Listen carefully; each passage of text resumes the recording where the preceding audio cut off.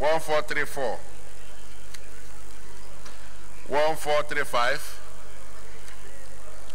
1436, 1437, 1438, 1439, 1440, 1441, 1442, 1443, 1444,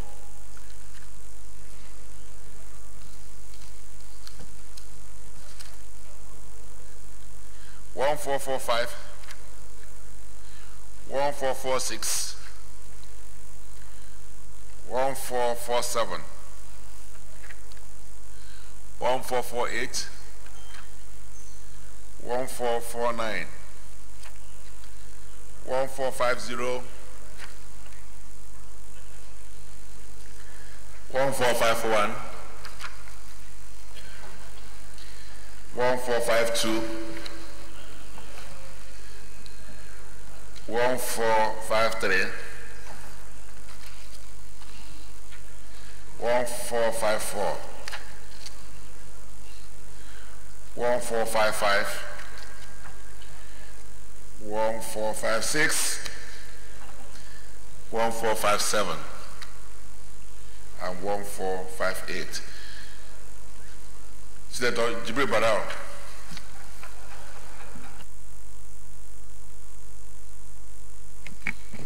Thank you, Mr. President. I am Barao Jibril. I represent Kano North in this August city. Mr. President, I stand to move that the goals and proceedings of Tuesday, the 11th day of December 2018 be approved. Mr. President, I so move.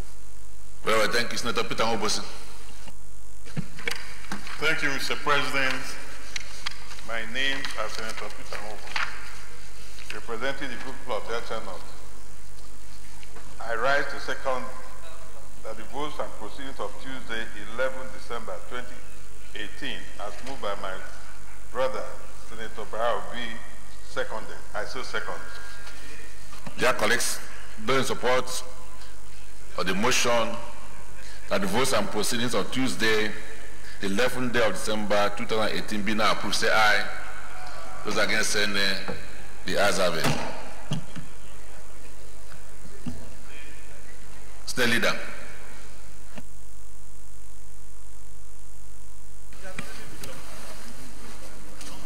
Mr. President, very respected colleagues,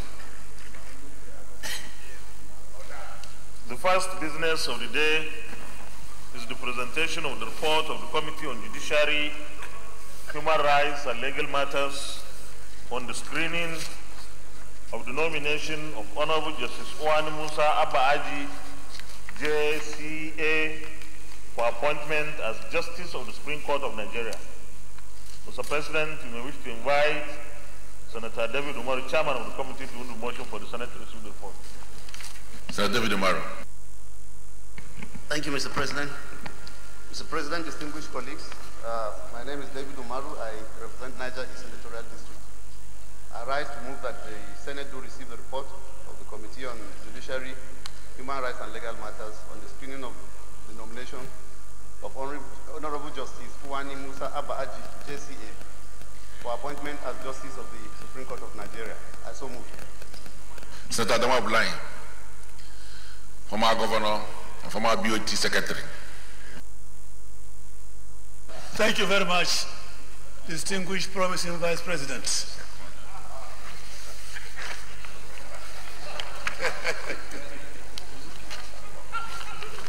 I rise. I am Senator Abdullahi Adamu. I rise to second the motion, very, very ably moved by my chairman of the Judiciary Committee, Senator Umar. I so support. Thank you. Distinguished colleagues, those in support that this report now be received, say aye. Those against say nay. The ayes have it. Senator David Umaru will proceed to lay their report.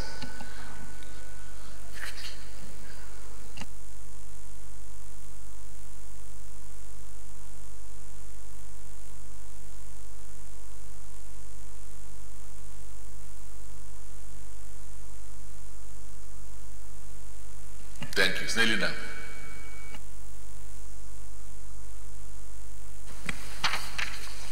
Mr. President, very distinguished colleagues, the second business of the day is the presentation of the reports of the Committee on Police Affairs in respect of A, alleged sealing of the Akwa Ibom State House of Assembly complex by the Nigeria Police, and also the court verdict of Federal High Court Uyo, Akwa Ibom State, which declared 5 seats of state honorable members vacant over defection from the People's Democratic Party, PDP, to All Progressives Congress, APC, and alleged invasion of Akwa Ibom State House of Assembly complex, Uyo, by 5 members whose seats have been declared vacant by the Speaker. And B, alleged intimidation of the electorates by the Nigeria Police on Saturday, the 17th of November 2018, during by-election of House of Representatives in Ekiti, Trebudu, Isin, Okero of Kwara State. Mr. President, you may wish to invite Senator Tijani Kaura, Chairman of the committee, to move the motion for the Senate to receive the reports. Thank you, Senator Kaura. Thank you, Mr. President. My name is Tijani Kaura. I represent Zamfara North Senatorial District. I rise to move that the Senate do receive the reports of the Committee on Police Affairs in respect of the following. A, alleged sealing of Akwa Ibom State House of Assembly complex by the Nigerian Police, and also the court verdict of Federal High Court Uyo, Akwa Ibom State, which declared 5 seats of the state honorable members vacant over their defection from People's Democratic Party to All Progressive Congress, APC, and alleged invasion of Akwa Ibom State House of Assembly complex, Uyo, by 5 members whose seats have been declared vacant by the Speaker. And the B, alleged intimidation of the electorate by the Nigeria Police on Saturday, 17th November 2018, during by-election of House of Representatives in Ekiti, Cherepodu, Esin Okero of Kwara State. I so move, Mr. President. All right, thank you. Senator Jeremiah Useni.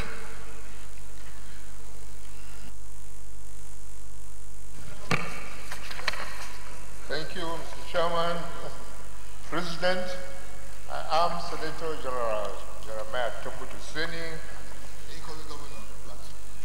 Hereby second the motion. Thank you. Very well, thank you. Dear colleagues, those in support of the motion that Senate do not receive this report, say aye. Those against, say nay. The ayes have it. This is the can now proceed to lay a report.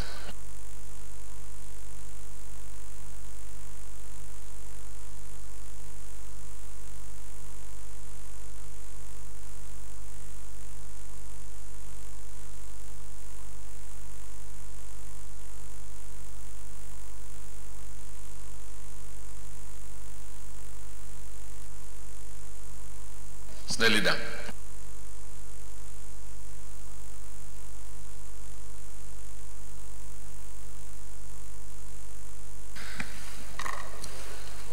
Mr. President, very distinguished colleagues, the third business of the day is the presentation of the report of the Committee on Banking, Insurance and Other Financial Institutions on the Motor Vehicle Third Party Insurance Act M22-LFN 2004, Amendment Bill 2018.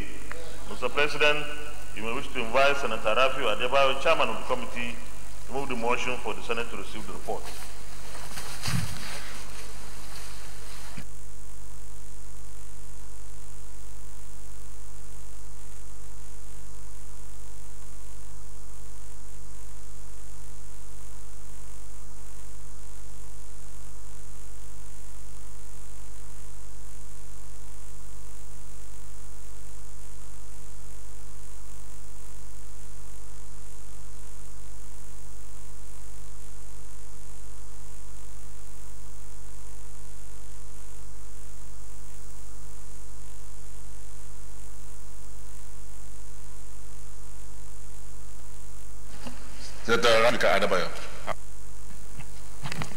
Thank you very much, Mr. President, my distinguished colleague, I'm Rafiu Adebayo Ibrahim. I represent Kwara South. I rise to move that the Senate do receive the report of the Committee on Banking, Insurance and Other Financial Institutions on the Motor Vehicle Third Party Insurance Act, M22 LFN 2004, Amendment Bill 2018, SB 276, to be laid. I so move. Senator Lafiaji.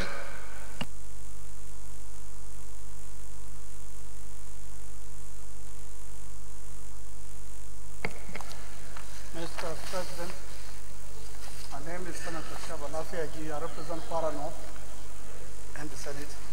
I rise to support the motion ably moved by Rafiu Ibrahim. I so move. Dear colleagues, those in support that Senate do not receive this report, say aye. Those against say nay. Ayes have it. Thank you. So you can proceed to lay the report.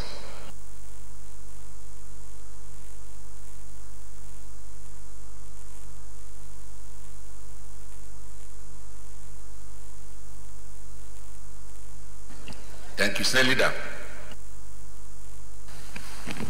Mr. President, distinguished colleagues, relying on our Order 1B, I want to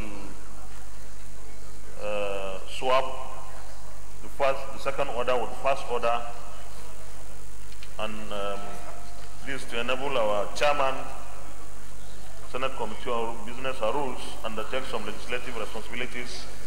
I therefore read the second order as the first order. The first order of the day is a motion standing in the name of Senator Mohammed Shaba Lafiagi on the avoidable board mishap in Lafiagi, Kwara State. Mr. President, you may wish to invite Senator Mohammed Shaba Lafiagi to move the motion. Oh, he's around. Sir Lafiagi.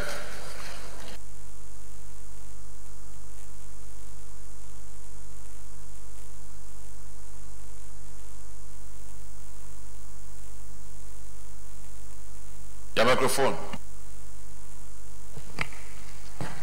Mr. President, my distinguished colleagues, first of all, I thank you, Mr. President, for the opportunity to bring the recent avoidable boat mishap in Lafiagi area to your attention, and indeed the attention of the entire nation.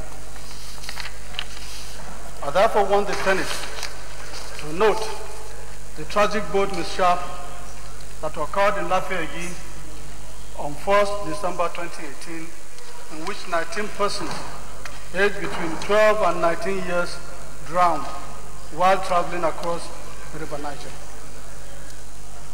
Further note that the use of canoes and boats is the only available means of transportation for the border towns of Lafiagi in Kwara and its neighbors in Niger State.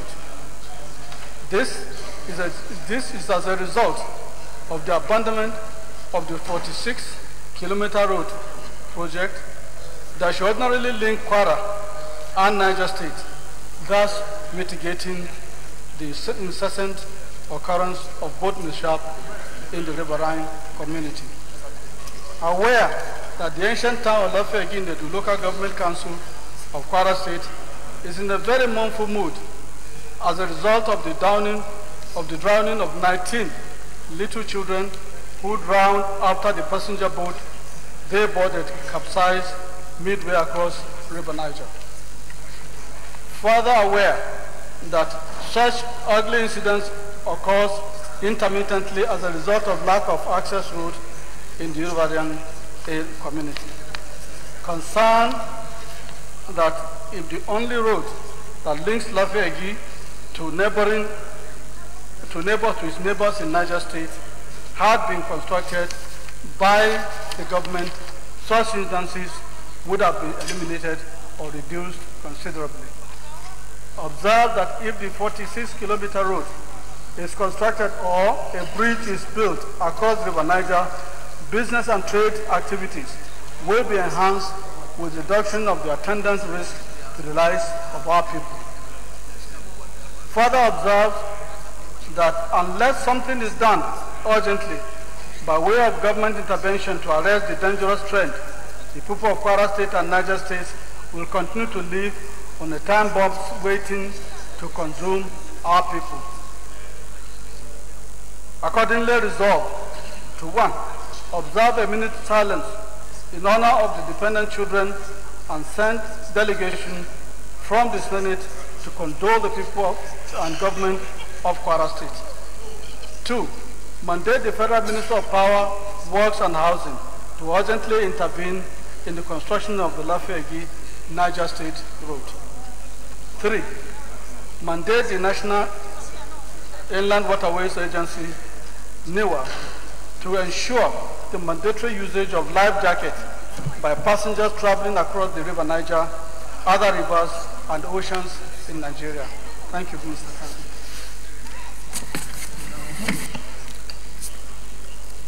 Yes, Jubril. Mr. President, I am Barrow Jibrin. I represent Kano North. First of all, I stand to second the motion ably moved by Senator Shaba Lafiagi, and secondly, to condole the people of Lafiagi in particular and the entire of Kwara State for the loss of these wonderful children who lost their lives as they were crossing one end of the river to the other in the Lafiagi area of Kwara State. Mr. President,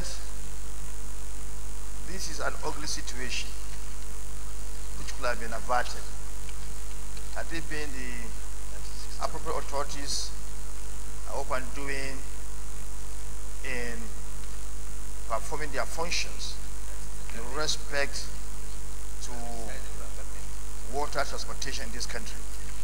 It's quite improper to see a situation where people use water transportation but without adequate safeguards like life jackets to kind of save them whenever such situation occurs. This is what is done worldwide.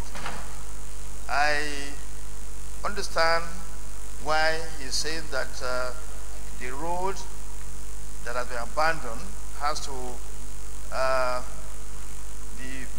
the construction of the road has to be revisited. This is very, very important. But that does not take the fact away that water transportation is also an important means of transportation. We shouldn't abandon that, but the necessary safeguards should be employed to make sure that lives are protected. I want to say that, yes, the road that he's talking about should be constructed. Government should go back and make sure the contractors that were assigned to do that job now resume their work of doing that road. That's very important. But then again, water transportation is an important means of transportation. We should make sure, NIWA should make sure that the boats that are used to transport people are really appropriate for transporting people, and they are good in such a way that they will not cause accidents where life will be lost. So it's important we look at this situation, and the appropriate authorities should be called to order to make sure they do their job the way they are supposed to do, in line with the extant rules and regulations guiding water transportation. I submit that this has to be taken seriously, and NIWA should be brought to look at the situation so that this kind of situation be averted in the future. I still submit. Stanley Idoko. Thank you, Mr. President, my highly respected colleagues. My name is Senator Atai Idoko Ali. I represent Kogi East. Mr. President, I rise to support this motion and to sympathize with the people of Lafayette. Mr. President, this problem that occurred in Lafayette occurs in so many communities across the River Niger. Mr. President, for example, we have this form of boat transportation in Ida to Agenebode in Kogi East. We have in Shintaku to Lokoja. We also have in Bagana to Toto. This is a regular occurrence, Mr. President. Mr. President, what I would just add to this, the information I want to add to this motion is that NIWA, which is even resident in Lokoja, need to step up its game. NIWA need to regulate the operators of these canoes and these boats and provide or even subsidize life jackets and make it mandatory for the people doing commerce and trade across the River Niger. This will avert future mishap. And I also want to add, Mr. President, that we have a bridge also in Bagana that is ongoing. This bridge is abandoned. We are urging, when it comes to prayers, Mr. President, I'll put an additional prayer that that bridge which has gone like 40%, the federal government should pay attention to it. This will eradicate this both mishap and other issues that are related with this kind of problem. So, Mr. President, I thank this Senate, and I believe that this Senate should take this matter very seriously. When it comes to prayers, I'll make some amendments. Thank you, Mr. President.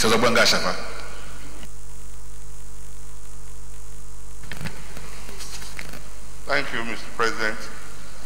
Mr. President, distinguished colleagues, I'm Senator Benga Shafa, representing Lagos Senatorial District. Because I come from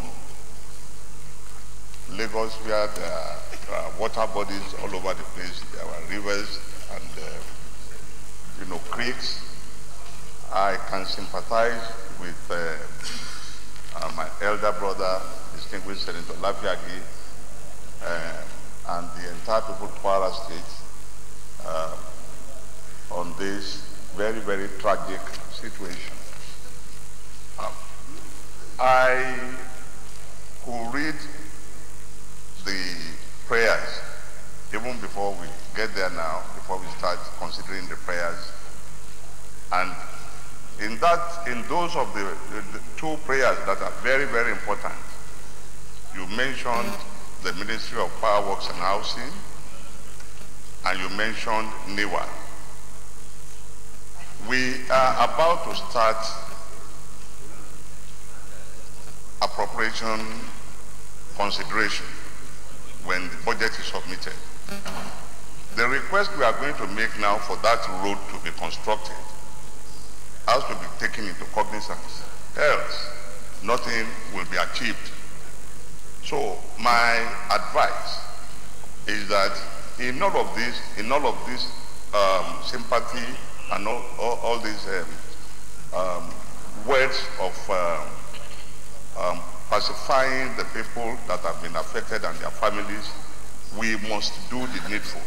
And that is ensuring that this particular road is in the 2019 budget so that there won't be any excuse for it not to be reconstructed or, repaired.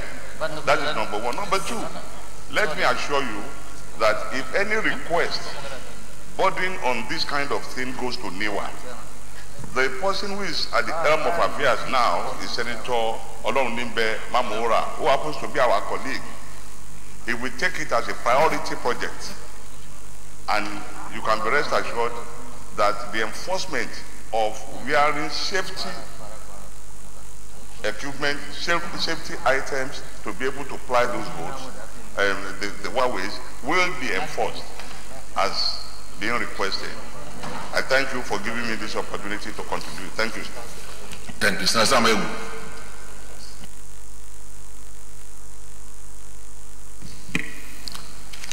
Thank you, Mr. President.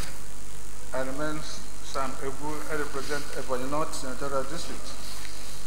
I want to start by supporting this motion moved by Senator Lafiagi, and to sympathize with the people of Lafiagi on this mishap. While I'm sympathizing with them, I want to state that it is unfortunate that at this 21st century, we are still talking of boats using canoes to cross rivers and to travel to neighboring villages, especially where there's no other means of transportation, like good roads and bridges. While I support this motion, and that NIWA should be compelled to use traveler to use life jacket. I want to state that I am surprised that governors of the states that have these towns bordering rivers have not deemed it necessary to improve on the means of communication of their inhabitants. For Christ's sake, canoes still being used in this century is unfortunate. How much does it cost to buy modern sea or water transportation boats that will be more convenient for our people to use? I know that state governments, a lot of them have mass transit programs where buses are used. The same should also go for communities that use water to travel. So I sympathize with them, but I also blame governors who have towns and cities that use boats to travel because these are their people. And there's no amount of money used to improve their life and their means of communication or transportation that is too much. I appeal that government in the Senate should also implore governors of states that have this peculiar situation to look inside and find a way to improve means of communication of the inhabitants. I also support. Thank you, Mr. President. Thank you, Senator Gamade. Thank you, Mr. President. My name is Barnabas Gamade. I represent Benue Northeast Senatorial District. Mr. President, my distinguished colleagues, I rise to sympathize with my colleague, Senator Shaba Lafiagi, and commiserate with the people of that quiet town on the River Niger, and go forward to contribute on this motion and state here very clearly that regarding the issue of transport management in Nigeria, it appears that our country is running something like an animal farm, where some belong and others are simply appendages. Most of these towns that are on riverbanks in this country, quiet, sleepy settlements, are not in the purview of any organizations responsible for regulatory exercise.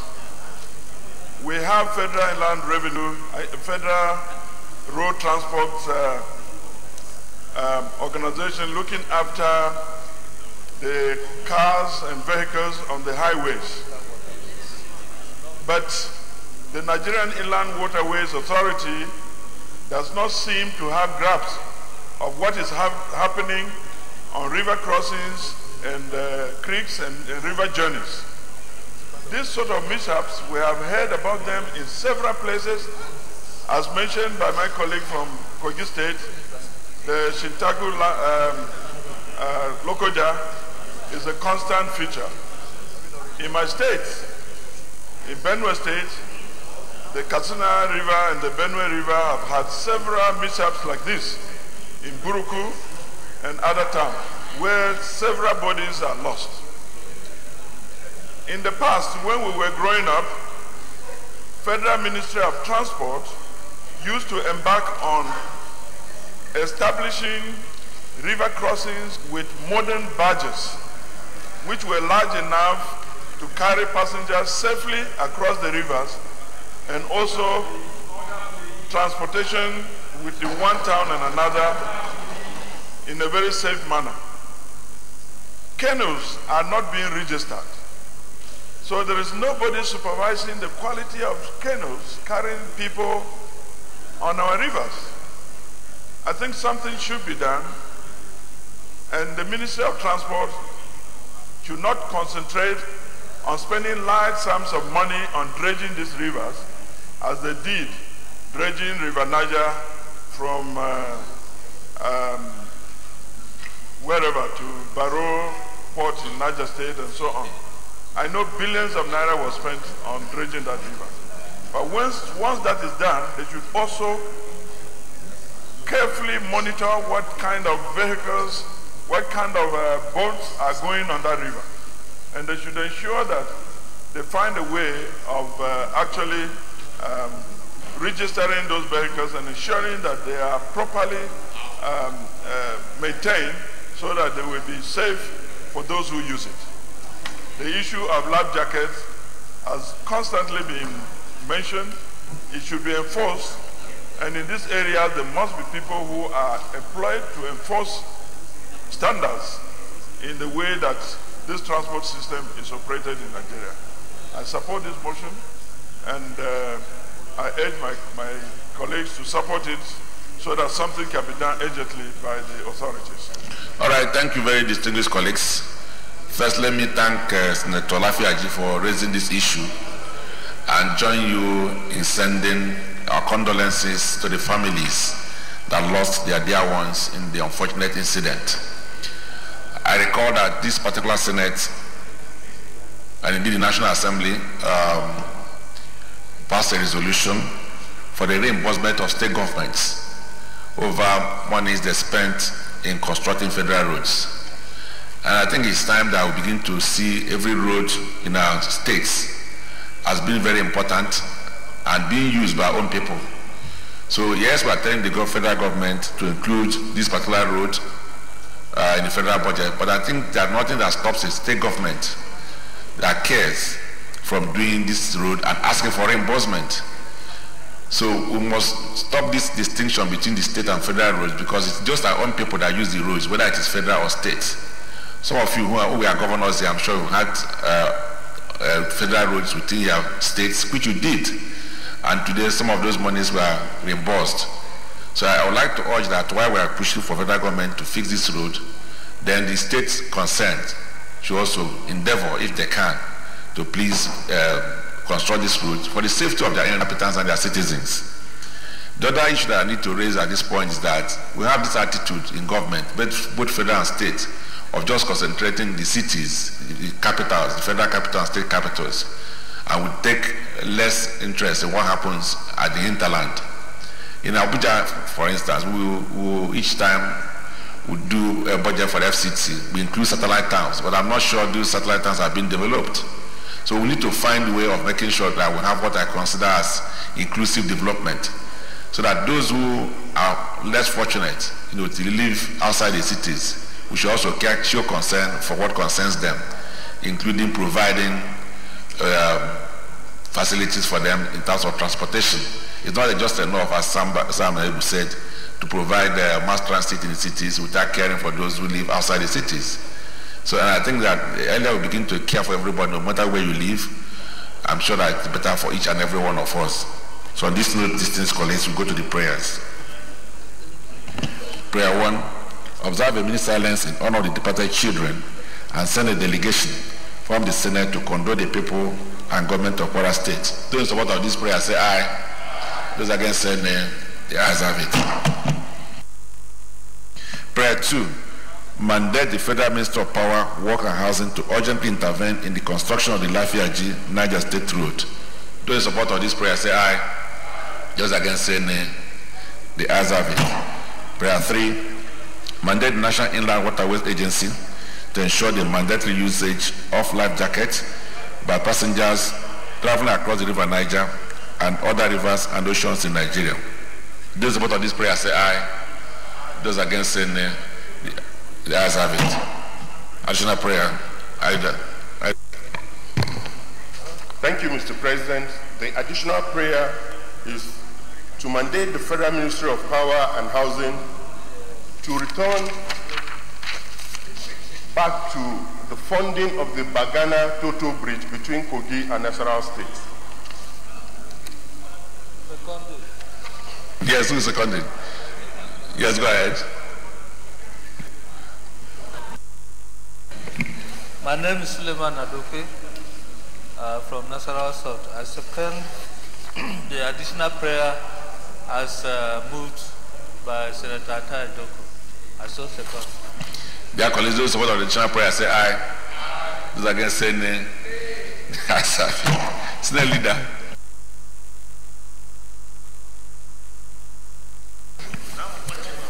Mr. President, Very distinguished colleagues, the second order of the day is a motion standing.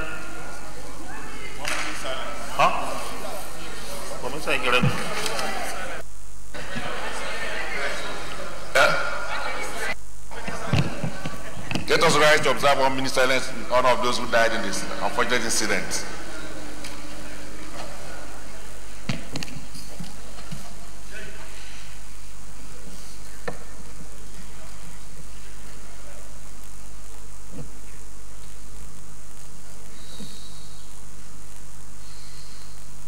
May the souls of those who lost their lives in this unfortunate incident and the souls of those who lost their lives in similar circumstances rest in perfect peace. State leader.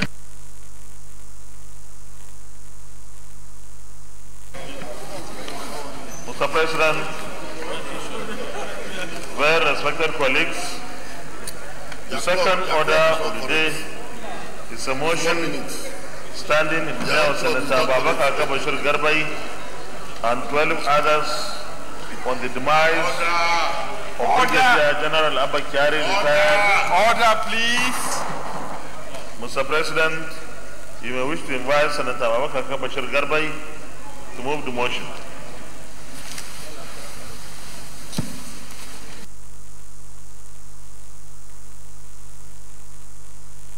He's not here. Okay. Babaka can proceed. Thank you very much, Mr. President, distinguished colleagues. My name is Senator Babaka Bashir Garbai. I stand to move the motion on the demise of Brigadier General Abba Kyari, retired. With your permission, I can proceed with the presentation, Mr. President. This motion is co-sponsored by Senator Ahmed Lawan, Senator Barnabas Gemade, Senator Abdulaziz Nyako, Senator Bukar Abba Ibrahim, Senator Suleiman Hunkui, Senator Umoru I. Kurpi, Senator Alindume, Senator Jeremiah Usaini, Senator Abu Ibrahim, Senator Shehu Sani, Senator Danjumala, and Senator Ahmed Baba Keita.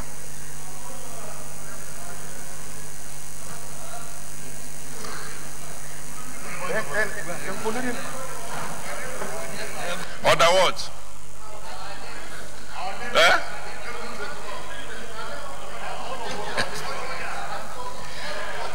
All right, don't worry about that. So is it acceptable to you that he will be part of the motion, right? Do you have a problem with he being part of the motion? Okay, everybody, all right. Okay, Senator Samegu. At the bottom line, everybody, okay. It's being sponsored by all the senators. All right, go ahead. Okay, thank you very much, Mr. President. This motion is co-sponsored by all the distinguished senators in these hallowed chambers. The Senate notes with heavy heart and a deep sense of loss the demise of Brigadier General Abba Kyari Borno, elder statesman, a former military governor of North Central State, on Sunday, 25th November 2018 in Abuja after a brief illness at the age of 30. At the age of 80. The Senate notes that Brigadier Abba Kyari was born in 1938 in Tewa. He attended Damasak Elementary Primary School before proceeding to Borno Middle School, from where he proceeded to the elite Balewa College, Zaria, where he graduated in 1959. That same year, he enlisted as an officer cadet in the Nigerian Army and attended the 12th Regular Officers Training School in Teshi, Ghana, from March 1959 to September 1959. From Ghana, he proceeded to the British Army's Mons Officers Cadet School in Aldershot, England, from October 1959 to March 1960. The Senate notes that after the commission into the Nigerian Army, he held several command positions, from platoon commander, transport officer, to Commander 1 Brigade, and subsequently commander of the Artillery Corps. The Senate is aware that as a major, he was appointed as a commander of 5th Battalion in Kano in September 1966. On October 1966, he survived a mutiny by the battalion under his command. The soldiers, mostly from the north, mutinied while on parade and being addressed by Kyari's second in command, Captain Auna, and the regimental sergeant major were murdered, despite being themselves from the northern provinces. The Senate is aware that during the outbreak of violence against the Igbo people in northern Nigeria and central Nigeria in 1966, as a fallout of political events of that year, Major Abba Kyari achieved heroic status by assisting many of his military colleagues as well as civilians to escape back to the eastern Nigeria, including Major Samuel of Bemudia, who was later appointed governor of Midwestern State in September 1967, following the state's liberation from Biafran forces. He was a patriot and a man of peace who rose above the passions of the moment in that troubled period. The Senate notes that in July 1967, General Yakubu Gowon appointed Colonel Abba Kyari then as governor of North Central State, present-day Kaduna and Katsina states, and he remained in this office until July 1975. As governor of North Central State, he commissioned a master plan for Kaduna metropolis. However, subsequent administrations did not implement the plan. He was instrumental in the establishment of the Rural Development Board, the Staff Training Center, Kaduna Capital Development Board, now Kasubda, and the Water Board. His government was noted for vast improvement in the quality of life of the citizens. The Senate notes that towards the end of the Gowon administration, he cautiously advocated for the return to civil rule. On retirement, Brigadier Abba Kyari proceeded to Harvard University for a one-year advanced management program. Thereafter, became an astute boardroom player in the corporate world and served in various capacities on the boards of Merchant Bank of Commerce, Standard Alliance Insurance, First Bank of Nigeria PLC, and was chairman Gamma Flour Mills, Alib Engineering and Construction, and Standard Trust Bank. The Senate is aware that he was also an active member of Rotary International, Institute of Directors, Harvard Alumni Association of Nigeria, and the Nigerian Conservation Foundation. The Senate notes that in 1994, he led the Northern Delegation of the National Constitutional Conference and chaired the Committee on National Defense. The Senate is also aware that in recognition of his meritorious service to his fatherland, he was awarded the national honor of the Commander of the Order of Niger, CON. The Senate is also aware that he is survived by a wife, 9 children, including Senator Abubakar Kyari, the senator representing Borno North Senatorial District, and also Chairman Senate Committee on Defense, and many grandchildren, as well as several others he had personally raised. Amongst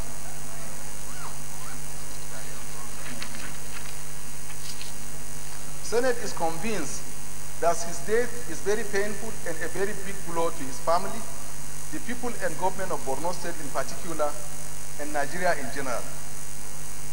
We give thanks to to the Almighty God for the fruitful and exemplary life that the late Brigadier General Abba Kyari lived.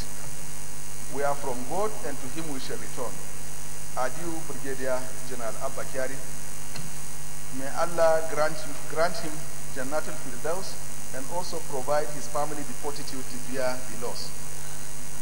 The Senate accordingly resolves to observe 1 minute silence in honor of the late Brigadier Abba Kyari, to send a high-powered delegation of this hallowed chamber to condole with the family, the people, and government of Borno State, and 3, urge the federal government of Nigeria to immortalize Brigadier General Abba Kyari by name a national monument in his honor. Thank you very much, Mr. President, distinguished colleagues. All right, State Leader. Mr. President, very respected and distinguished colleagues, let me second this motion, and in the process, as a co-sponsor, also make my contribution. Mr. President, the late Brigadier General Abba Kyari, our father and leader, led a very productive, fruitful, and useful life. What will be of significance here is one thing he did before the Civil War, that unfortunate war that had to be fought, broke out.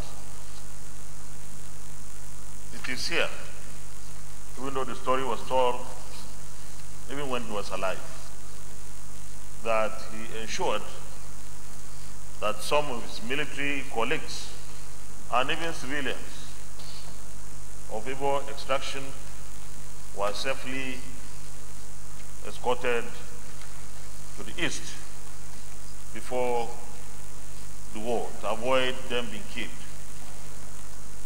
That was humanity in action.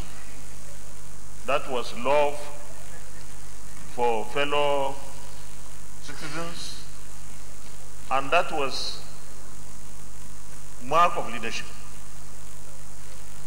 This is one thing that we need to emphasize these days, even though we don't have wars, but we have so much hatred, hate speeches, and similar things that tend to be centrifugal in nature, that tend to divide us, that tend to take us back as a people.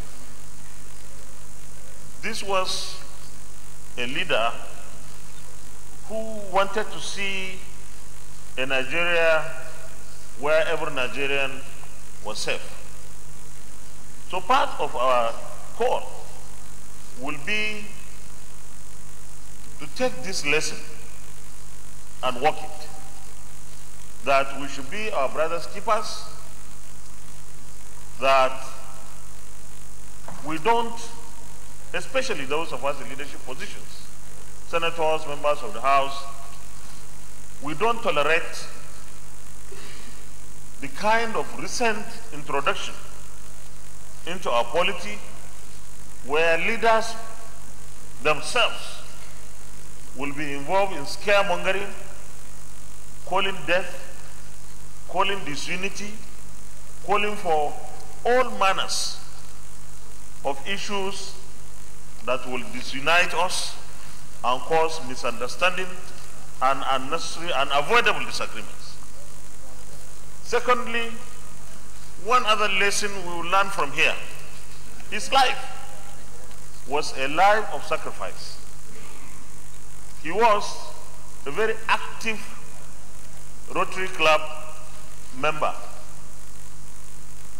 I am not a Rotary Club member or even a sympathizer, but I like what they do. They go out to the least privileged Nigerians or their environments to create improvements in their lives. This is something that we can learn from the life of Brigadier General Abba Kyari.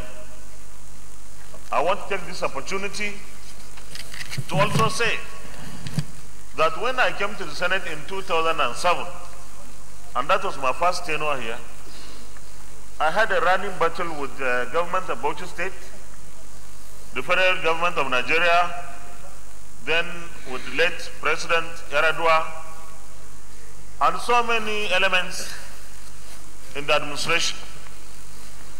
What they wanted to do at that time was to construct one dam called Kapunzaki Dam in Bauchi. And one of my campaign promises was to make sure that dam was never constructed, because those of us downstream, and we're about 20 million, would suffer from the construction of the dam upstream. So one of the people I visited was Brigadier General Abba Kyari, because he knew a lot about the case, and I also needed an elderly person, an elder statesman, to guide me to control my exuberance at that time, because I felt I could even take the president to court if he dared construct Kapunzaki Dam. I got very valuable advice from our late father, and from then henceforth, from time to time, I'll go and receive some moderation, but at the end of the day, Mr. President, justice, equity, and fair play prevailed. That dam could not be constructed. Thank God it wasn't, because we are still battling with getting water downstream, and the case would have been worse. Finally, on behalf of the people that have sent me here, the people of Yobe North, and all of them are good, I want to take this opportunity to condole the immediate family of our late father, our brother, our colleague, our friend, Senator Abu Bakar Kyari, the people of Borno State, but even the people of North Central. That was Kaduna and Kaduna State today, where he was governor from 1967 to 1975. May his soul rest in perfect peace in Al-Jannah to Firdaus. Thank you very much for the privilege. Very well, thank you, Senator Shinzani. Mr. President, thank you for this opportunity. I represent the state where the late Abba Kyari served as a governor. When men dies, the testimony is what is said about them. And in the last few days, the glowing tribute that has gone about the life, the times, and the service of late Brigadier Abba Kyari is a testimony of his accomplishment as a soldier, as an administrator, as a peacemaker, and as a businessman. Mr. President, we from Kaduna State were direct beneficiaries of the service and the sacrifice of the late Brigadier. Some of us were too young at the very time he served as an administrator, but we grew up to see his handworks, his works, and his legacies. The Kaduna Master Plan was indeed the idea of the late Brigadier. If we have religiously adhered to that master plan, we could have made progress as a state. Mr. President, the late Brigadier has proven himself in the field of war and also in the field of peace. What is said about him here and outside of this chamber is a testimony to the life he lives. And it is not enough to pay glowing tributes to men who have lived and left us, but it's also for us to emulate their life of service and sacrifice. As leaders of this country, as representatives of the people, we should be inspired by the life of Brigadier Abba Kyari. We should live this war with people saying good things about us.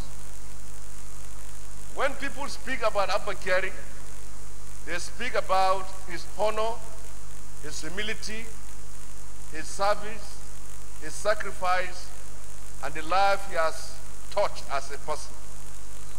I think that should be an inspiration to each and every one of us. We must not leave behind the stories of people we have oppressed or marginalized or treated badly. We should leave behind a history and a story that is worth inspiring and emulating as that of Brigadier.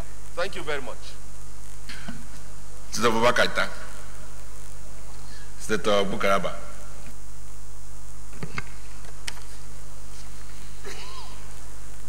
Thank you very much, Mr. President, sir. Thanks for giving me this opportunity to say a few words on somebody I knew all my life, and somebody I respected all my life. Let me start by commending Senator Babakaka for making the presentation very, very comprehensive. He has said almost everything we really need to say about late Brigadier Abba Kyari. If there is anybody who is closer to him here, probably closer than me here is probably his son. Because not only is the son's mother my wife's immediate junior sister of the same father and mother, but I have known him all my life, and I grew to know him right from childhood.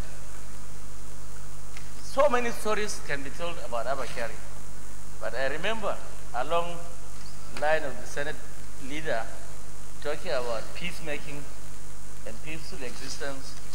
Brigadier Abba Kyari really can be summarized as Bakaka did, that is convinced his death is very painful, a big blow to the family, the people, and the government of Borno State in particular, and Nigeria in general.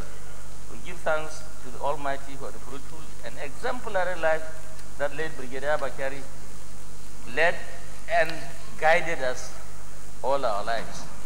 This sentence, along with the three prayers and all that the Senate leader has said about him, sums up the enormous leader we have known all our lives.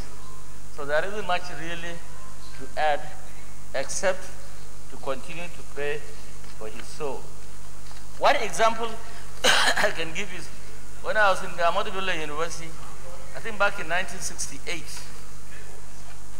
students from the north, for some reasons, were mobilized. And we went to Kaduna Government House. There was a governor inside the Government House in Kaduna.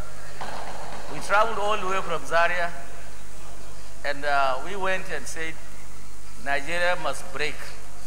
We must break away from the rest of Nigeria. That those of us in the north cannot continue to live with the kind of situation we were in at that time. I remember Brigadier Abba Kyari, over the fence, addressed us. We were thousands of students from Ahmadu Bello University, particularly from the northern states at that time. When he addressed us, we all, most of us in fact, shed tears on how we misunderstood Nigeria, on how painful it would have been if what we wanted at that time happened. Because Nigeria is a great nation. Nigeria needs to be one. Nigerians have a lot to learn from all sides of the country. We will best be together in Nigeria for this country to continue to be great. And we all ran back to Zaria without throwing... Can you address the Senate, Senator Bukaraba Ibrahim? Address the Senate. Can you face this one? No, just face the chair. Put on your microphone. Okay.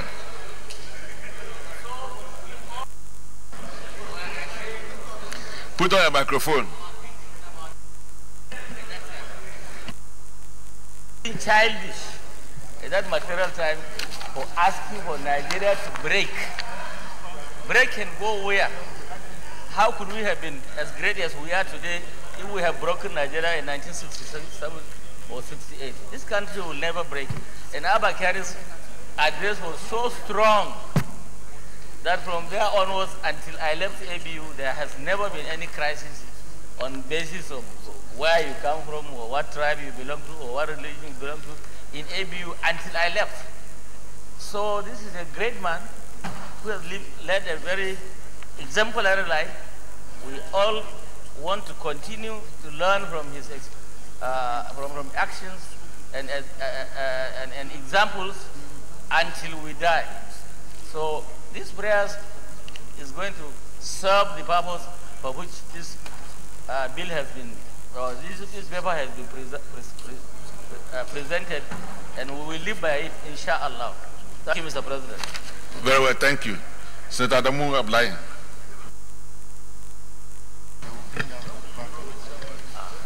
Thank you so much. Point of order, Senator Gaya. So I want to come under, I'm Senator Kabiru Gaya from Kano South. I want to come order 56. Kano is in the north. 56-9. Or 56-10. Marisa. That all senators, during a sitting, all senators shall be silent or shall confer all in undertone. We are discussing a serious matter and feel the Senate is noisy. Gobir, Senator Gobir. Dr. From KB and then Senator Gobir. Let me act. All of them are standing. Senator Gobir, come back to all right. Your point of order is well noted. Thank you. Senator Gobre. Senator Gobre. If you can go to the tea room and have that conversation. Once again, thank you so much, Mr. President. I am Senator Abdullahi Adamu. I represent Nasarawa West District in this hollow chamber. Mr. President, I stand to lend my voice in support of the motion brought before this hollow chamber on the demise of our father, General Abba Kyari. Mr. President, I was privileged as a very, very young man to know late Brigadier Abba Kyari, who came into prominence in 1967 at the peak of the Nigerian crisis, when he was appointed the military governor of North Central State, comprising the old or defunct Katsina province and Zaria province. On resumption of duty at the time, I remember vividly, Mr. President, I was president student union government of the Kaduna Polytechnic. He, I will always remember, was a leader who had the capacity to identify early warning signals for a pending crisis. Throughout his reign as governor from 1967 to 1975, I was privileged to be living in Kaduna all of that period. I was, during his governorship, after I left college, I was privileged to be involved in the activities of youth in that part of the country. I would never forget the way and manner General Abakari went about mobilizing people, both the young and the old, to inculcate the spirit of the moment. That was a period when most of Southerners, particularly of southeastern and south-south extraction, they left this part of the country back to their homes. He stood his ground as a leader to protect whatever properties these people had when they left. He set up abandoned properties committee where he compelled anybody who got any benefit from these to pay rents as a tenant. And these rents were collected centrally, and he made sure he had people of repute to manage the affairs until when their occupants who survived the civil war came back and got the monies collected on their properties. I will never forget how he tried at every opportunity he had to propagate the issues of reconstruction after the war, rehabilitation after the war, and reconciliation after the war. He was always in the forefront. He will be on record. He will be on record to be one of the leaders that Nigeria will owe eternal gratitude over his attitude of being his neighbor's keeper. He ensured that during his reign, there was no problem of anybody thinking, oh, I am from the east, or I am from the west, or I am from the north. Kaduna, his base, the base of his administration, was home for every Nigerian. And during his time, Kaduna enjoyed tremendous peace. I will never forget how his acumen rubbed on my personal career. He, during his time, look, will you take your seat?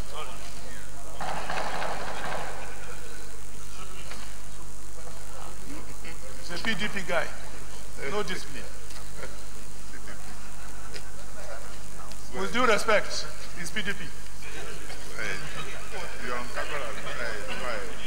His capacity to administer people, his capacity to encourage the young that were growing in his tutelage, rubbed on my personal life. So it was during his time I rose in Kaduna to be president of the National Youth Council of Nigeria. I owe him that gratitude until I leave Mother. Mr. President, I support fully the motion brought by my brother, to remember him, to bestow in him what is due to him in this chamber. May his gentle soul rest in perfect peace. Senator Yusuf A. Yusuf.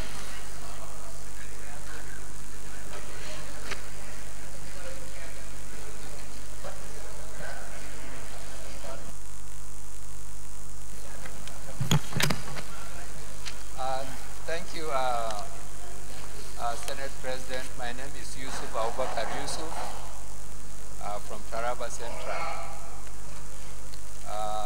I remember our father with nostalgic when I was a young banker working in Commerce Bank while he was a board member then.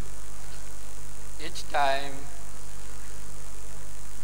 they give notice to hold board meeting, he always, calls me and say, my son, I'm not a banker, but please come and give me some pieces of advice on certain issues.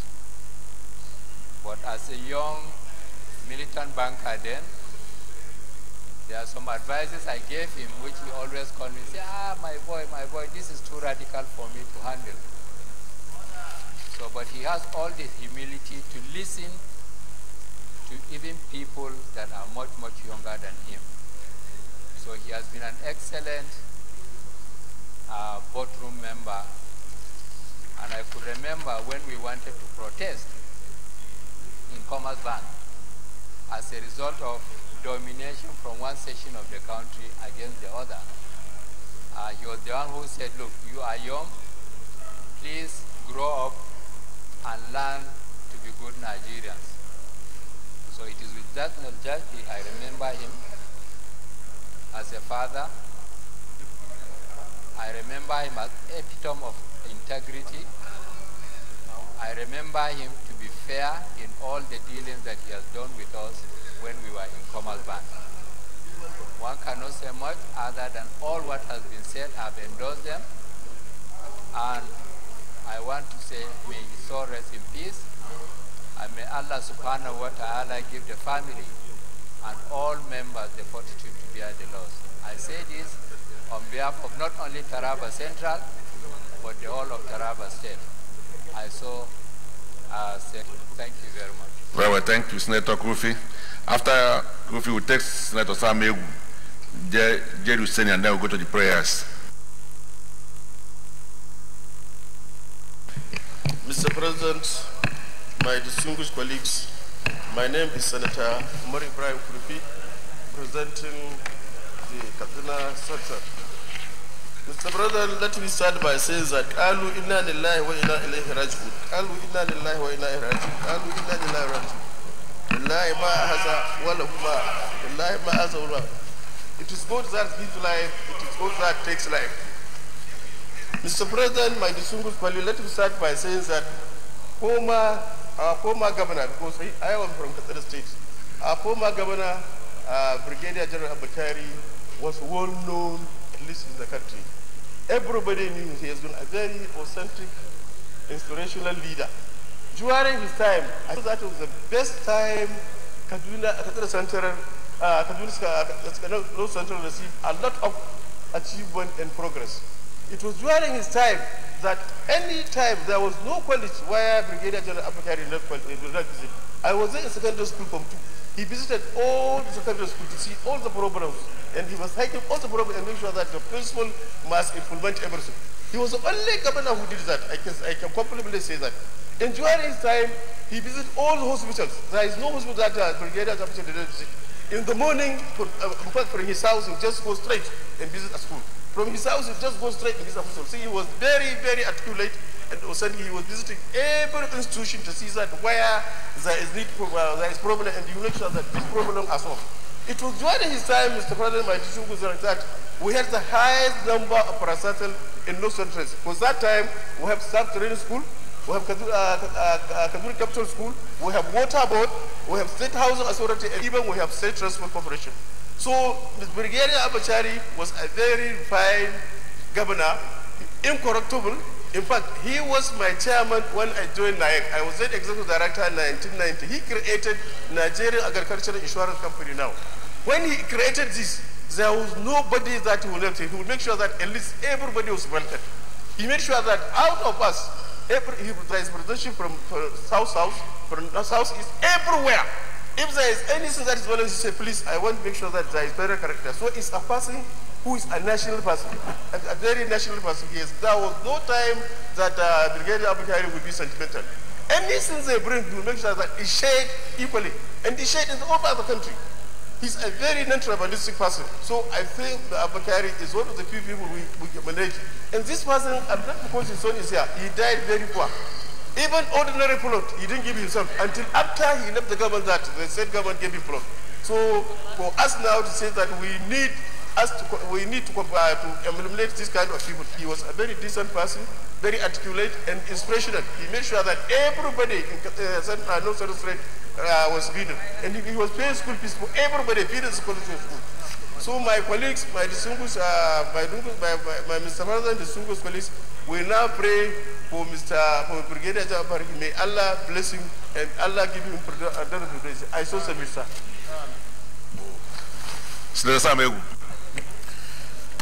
Thank you, Mr. President. Samegu, I represent Ebonyi North Senatorial District. Mr. President, I stand up to support the motion moved by distinguished Senator Abakaka Bashir on the demise of General Abakari. Mr. President, I did my youth corps in Borno State, where I was assimilated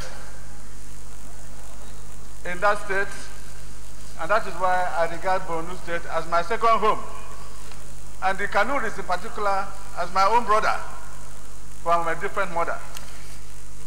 And while there, I want to observe that everybody talked of Abakari.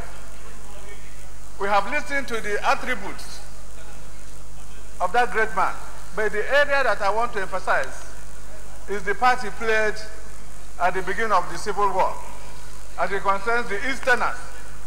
The Easterners comprise the Southeast and the South-South in particular.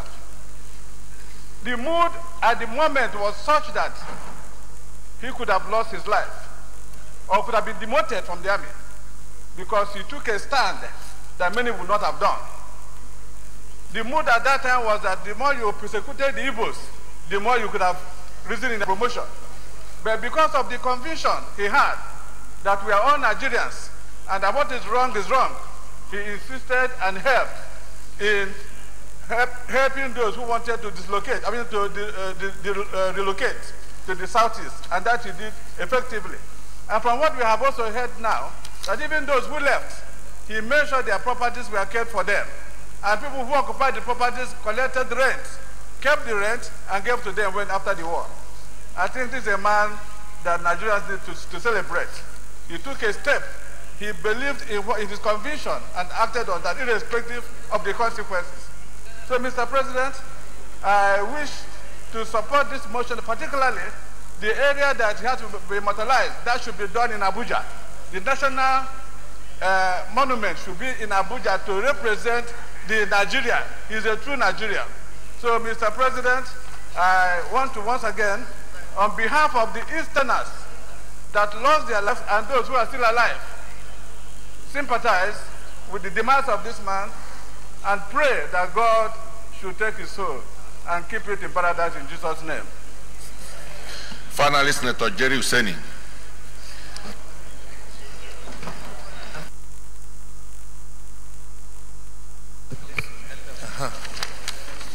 Thank you, Mr. President. I am Senator General Jeremiah Tumbu Hussaini. Senator General. I'm very happy for this memo and all that has been said about late Brigadier General Abba Kyari. Brigadier General Abba Kyari is a sound military officer, sound administrator, very popular. When he died that Sunday night. I was in Kaduna with his son, Senator Kyari. We have a meeting of the Senate committee when a text came in the night that the father has gone. Senator Kyari wanted me to remain behind to continue with the program the following day.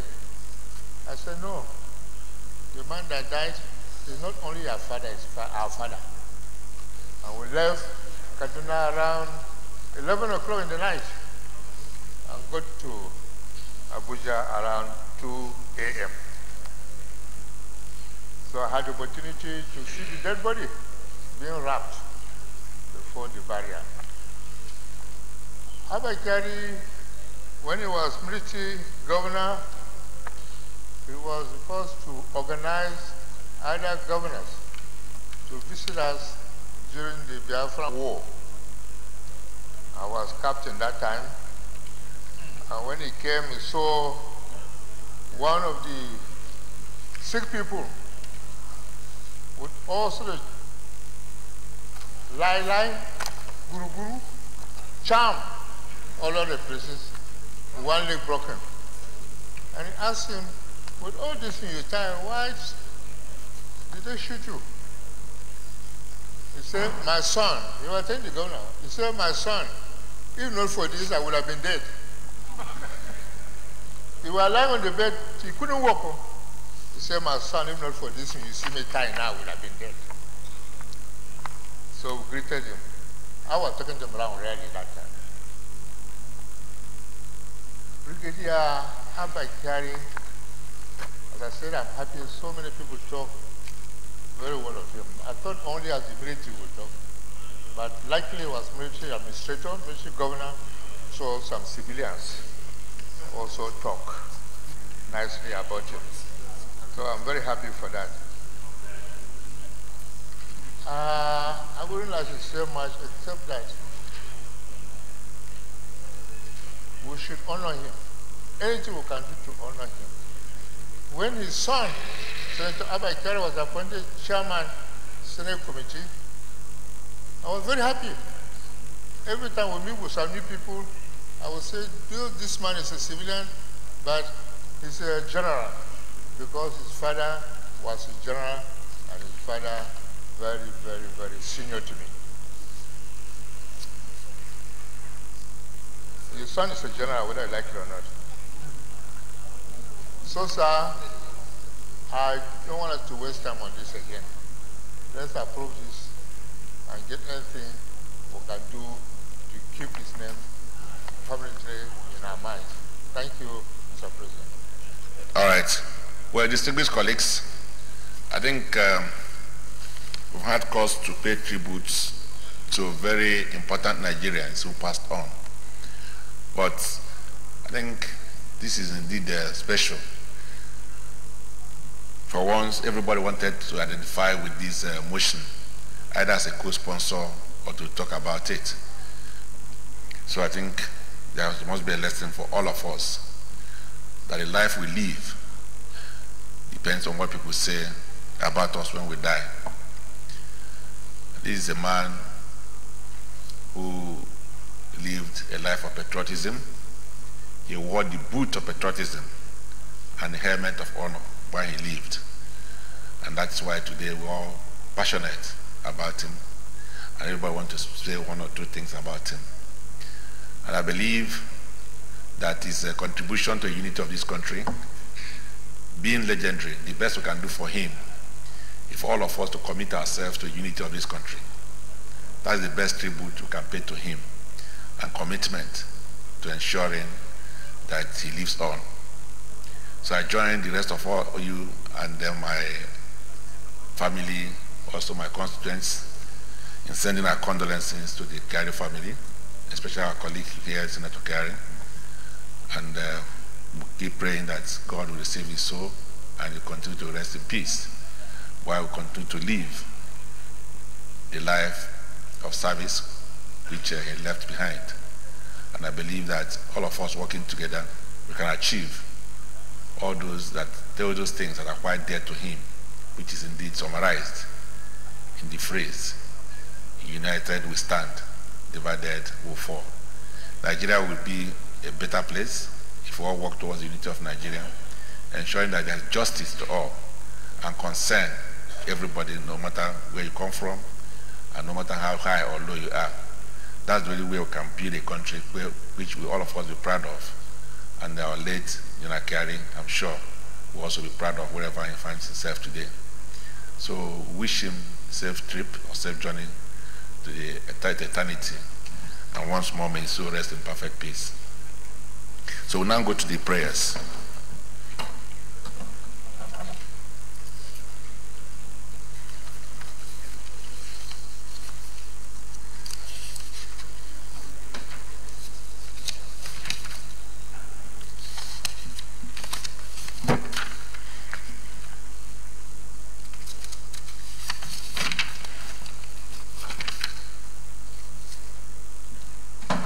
Prayer 1. Observe 1 minute silence in honor of the late Brigadier General Abba Kyari. Those in support of this prayer say aye. Those against say nay. The ayes have it. 2. Send a high-powered delegation of these hallowed chambers to condole with the family, the people, and government of Borno State. Those in support of this prayer say aye. Those against say nay. The ayes have it. And 3. Urge the federal government of Nigeria. Which one? Okay. Let me read it first. Urge the federal government of Nigeria to immortalize Brigadier General Abba Kyari, retired, by naming a national monument in his honor. Yes, Sabi. Thank you, Mr. President, distinguished colleagues. Aliu Sabi Abdullahi, Niger North. I would like to amend this to read, urge the federal government of Nigeria to immortalize Brigadier General Abba Kyari by naming the Kaduna International Airport after him.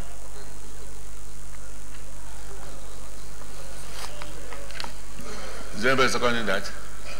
Yes, Chief Sani. You are from Kaduna State. I stand to second the amendment that the federal government do name the Kaduna International Airport after the late Brigadier Abba Kyari. Their colleagues, those in support of the additional prayer, say aye. Aye. Those against say nay. The ayes have it. Senate Leader. Senate Leader. Next. 1 minute silence, okay.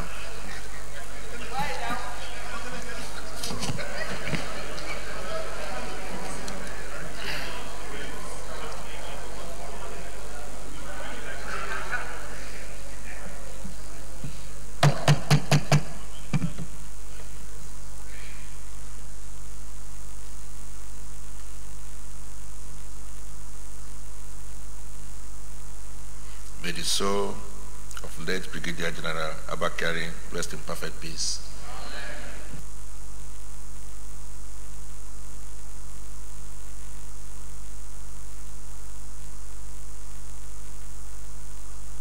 Senate Leader. Mr. President, very distinguished colleagues, the third order of the day is the presentation and consideration of the report of the Committee on Banking, Insurance, and other financial institutions on the screening of the following persons for appointment as chairman and members of the board of the Nigerian Deposit Insurance Corporation, NDIC. The nominees are 1, Mrs. Ronke Shekefu, chairman, Ogun Southwest. 2, Alhaji Garba Buba, member, Bauchi Northeast. 3, Alhaji Garba Bello, member, Sokoto Northwest.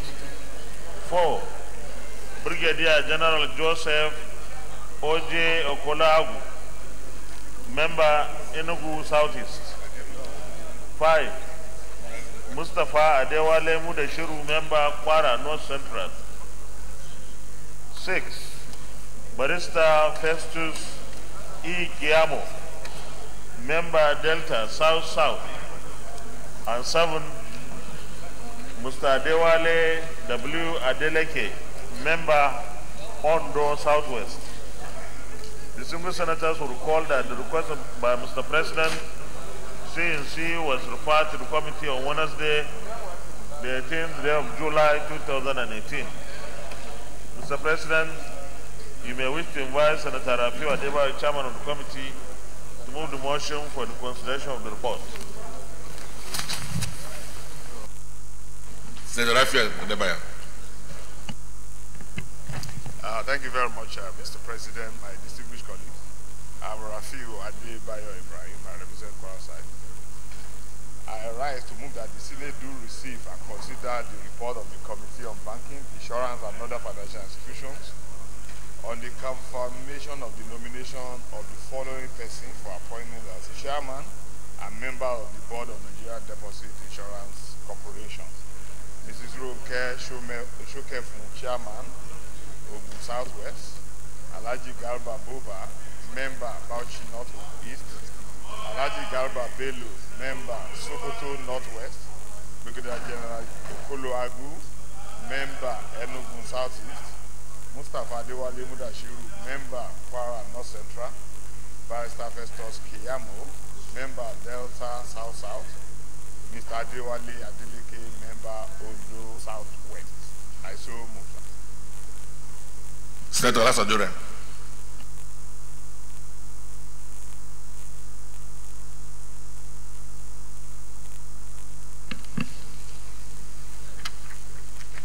Mr. President, distinguished colleagues, I rise to support the motion that the report of the Committee on Banking, Insurance and Other Financial Institutions, confirmation of nomination of chairman and members of the board of the Nigerian Deposit Insurance Corporation, NDIC, be taken.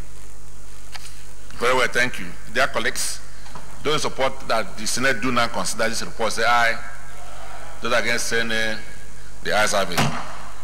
Senator Deborah, you have the floor. Yes, you can lead the report and then we'll take it.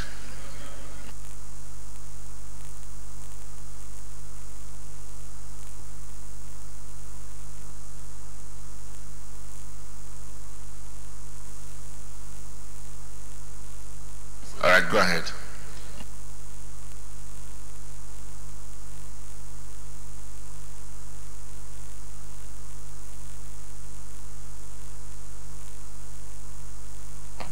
Thank you very much, Mr. President. The report of the Senate Committee on Banking, Insurance and Other Financial Institutions on the screening for confirmation of nominee as chairman and member of the board of Nigeria Deposit Insurance Corporation. It may be recalled that the Senate, at its sittings on Wednesday, 18 July 2018, considered the request of Mr. President, Commander-in-Chief, for the confirmation of his nominees as chairman and member of the board of Nigeria Deposit Insurance Corporation in accordance with section 52A and E of the NDIC Act 2006. Also, if you recall that the Senate at its sitting on Wednesday, 21st November 2018, considered another report of Mr. President, Commander-in-Chief, for the confirmation of Mrs. Ronke Shokefun as chairman of the board of NDIC. Accordingly, the Senate, by its order of reference, 5 votes and proceedings of 18th July 2018 and 22nd November 2018 mandated the committee to go for the screening of the nominees. The nominees that are screened as follows: Mrs. Ronke Shokefun, chairman; Alhaji Garba Boba, member; Alhaji Bello Garba, member; Brigadier General Joseph Okoloagu, member; Mustafa Adewale Mudashiru, member; Barrister Festus Keyamo, member; Mr. Adewale Adeleke, member. All members of the committee were part of the screening. In order to carry out this assignment, the committee rely as usual on our rules. The special advisor to Mr. President presented the nominees at the screening, and the findings are as follows. During the screening, there is a special aspect of the screening because a chairman was nominated before. That is Chief Olabode Akim Mustafa in the first letter from the president, and he was screened and was adjudged to be good for the job. He responded to, and he is very resourceful. able to crown it, was a member of the House of Representatives to 1999 to 2003. However, after the screening of this nominee, the committee received another referral from the Senate after considering the second letter from the President where his nomination was withdrawn and replacing him with Mrs. Ronke Shokefun for the position of the chairman of the board. So all other nominees were screened. The only nominee that didn't come, it was absent during screening. The first one and the second one was Alhaji Garba Boba, which the SSA to the President said that they are still working on his documentation, and that's why he did not appear for the screening. All other nominees were screened, question taking, and the committee deliberated on all of them. Then we go to 5.1, the observations. At the end of the screening exercise, the committee observed as follows: that the nominees screened are very resourceful, diligent, articulate, competent, and will add the needed value in the operation of the Board of Nigerian Deposit Insurance Corporation. That the nominees have adequate knowledge of the operation of NDIC Act 2006, the CBN Act 2007, and the Banks and Other Financial Institutions Act 1990. That the nominees have been cleared by the Code of Conduct Bureau and the relevant security agency, namely the Nigerian Police and the Department of State Services. The committee hereby recommends that the committee, having been satisfied with the academic, professional qualification, competence, work experience, suitability, and character of the underlisted nominee, hereby recommend. And by the time you look at the list, having considered the doctrine, the constitutional requirement, federal character, all zones are represented, and the Senate, the committee hereby announced that the Senate do confirm the nomination of the following as chairman and members of the Board of Nigerian Deposit Insurance Corporation: Mrs. Ronke Shokefun, chairman; Bello Garba, member; Brigadier General Joseph Okoloagu, member; Mustafa Adewale Mudashiru, member; Barrister Festus Keyamo, member; Mr. Adewale Adeleke, member. So submit. Thank you very much. Thank you. Senate Leader. Mr. President, very distinguished colleagues, I move that the Senate Resolution Committee of the Whole to consider the report. Minority Leader. Mr. President, distinguished colleagues, I rise to second the motion that we move into Committee of the Whole to consider this report. I so second, Mr. President. Dear colleagues, those in support of the motion that Senate do not resolve the Committee of the Whole to consider this report, say aye. Those against, say nay. The ayes have it.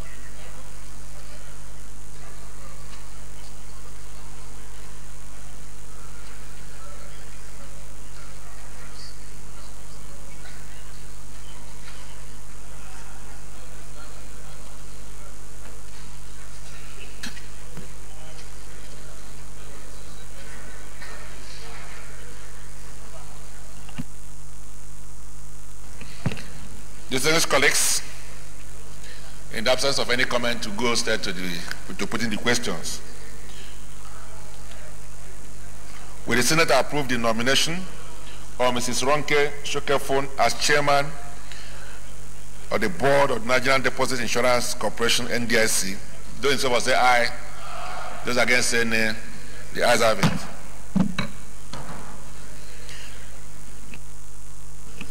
Will the Senate approve the nomination of Bello Garba as a member of the board of Nigerian Deposit Insurance Corporation, NDIC. Those in favor say aye. Those against say nay. The ayes have it. Dear colleagues, will the Senate approve the nomination of Brigadier General Joseph O.J. Okolago as a member of the board of Nigerian Deposit Insurance Corporation, NDIC? Those in favor say aye. Those against say nay. The ayes have it. Dear colleagues, will the Senate approve the nomination of Mustafa Adewale Mudashiru as a member of the NDIC board? Those in support say aye. Those against say nay. The ayes have it. Dear colleagues, will the Senate approve the nomination of Barrister Festus E. Kayamo as member of the board of Nigerian Deposit Insurance Corporation, NDIC? Those in favor say aye. Those against say nay. Why? No? Distinguished colleagues, will the Senate approve the nomination of Barrister Festus E. Kayamo as a member of the board of the Nigerian Deposit Insurance Corporation, NDIC? Those in favor say aye. Those against say nay. The ayes have it. Distinguished colleagues, will the Senate approve the nomination of Mr. Adewale Adeleke as a member of the board of the Nigerian Deposit Insurance Corporation, NDIC? Those who say aye. Those against say nay. The ayes have it. Senate Leader. Mr. Chairman, very distinguished colleagues, I move that the Senate reverse the plenary for the chair to report progress.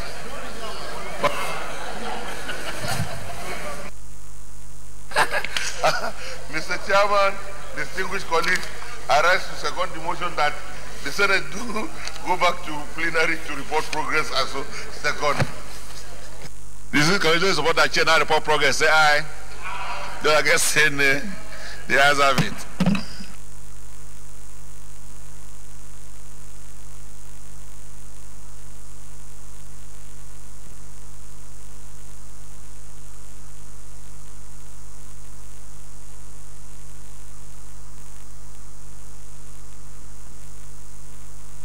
Dear colleagues, the Senate and the Committee of the Whole consider the report of the Committee on Banking, Insurance and other financial institutions on the screen of Mr. President's nominees for appointment as chairman and members of the Board of Nigerian Deposit Insurance Corporation, NDIC, and approved the nomination of Mrs. Ronke Shokefun as chairman from Southwest, Alhaji Garba Bello as member from Sokoto Northwest, Brigadier General Joseph O.J. Okolago, a member of Enugu Southeast, Mustafa Adewale Mudashiru, a member from Kwara North Central, Barrister Festus E. Kayamo, member from Delta South South, and Mr. Adewale Adeleke, member from Ondo Southwest. Is this a true reflection of what transpired in the Committee of the Whole? Thank you. So go to the confirmation.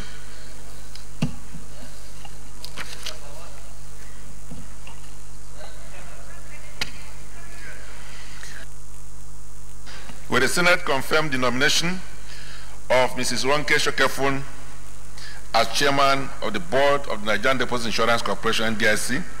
Those in favor say aye. Those against say nay. The ayes have it. Will the Senate confirm the nomination of Bello Garba as member of the board of Nigerian Deposit Insurance Corporation, NDIC? Those in favor say aye. Those against say nay. The ayes have it. Will the Senate confirm the nomination of Brigadier General Joseph O.J. Okolago as a member of the board of Nigerian Deposit Insurance Corporation, NDIC? Those in support say aye. Those against say nay. The ayes have it. Will the Senate confirm the nomination of Mustafa Adewale Mudashiru as a member of the board of Nigerian Deposit Insurance Corporation, NDIC? Those in support say aye. Those against say nay. The ayes have it. Will the Senate confirm the nomination of Barrister Festus E. Kayamo as a member of the board of Nigerian Deposit Insurance Corporation, NDIC. Those in favor say aye. Aye. Those against say nay. The ayes have it. Distinguished colleagues, the Senate confirmed the nomination of Mr. Adeleke as a member of the board of Nigerian Deposit Insurance Corporation, NDIC. Those in favor say aye. Those against say nay. The ayes have it.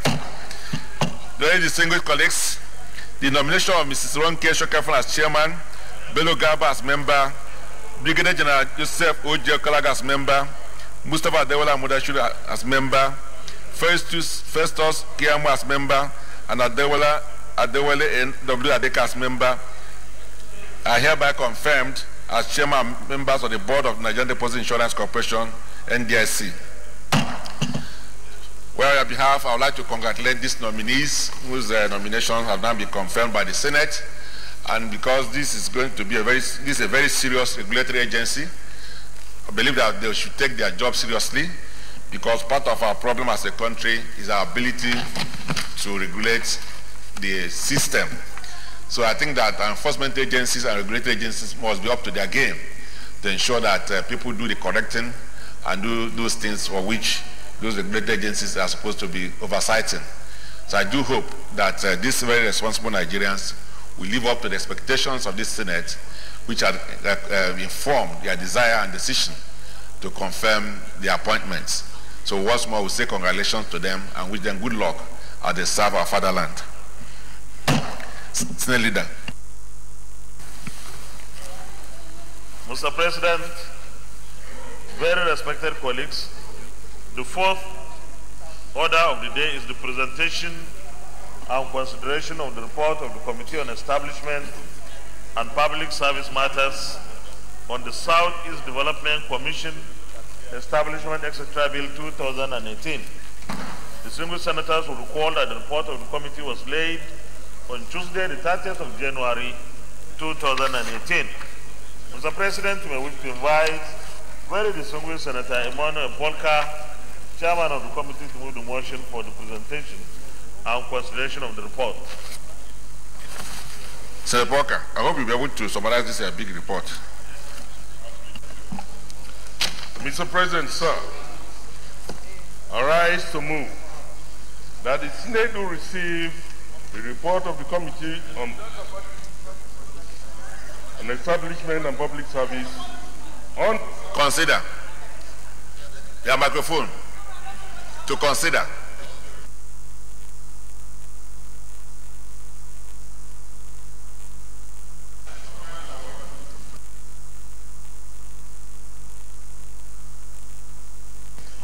That the Senate will receive and consider the report of the Committee on Establishment and Public Service on the Southeast Development Commission, etc. Bill 2018 SB 303.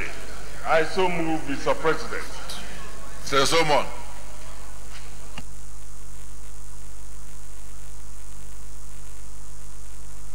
Thank you, Mr. President. Very distinguished colleague, I rise to second the motion as moved by Senator Polka. I so second. Dear colleagues, those in support of the motion that Senate do not consider this report say aye. Aye. Those against say nay. The ayes have it. Senator Polka, have the floor.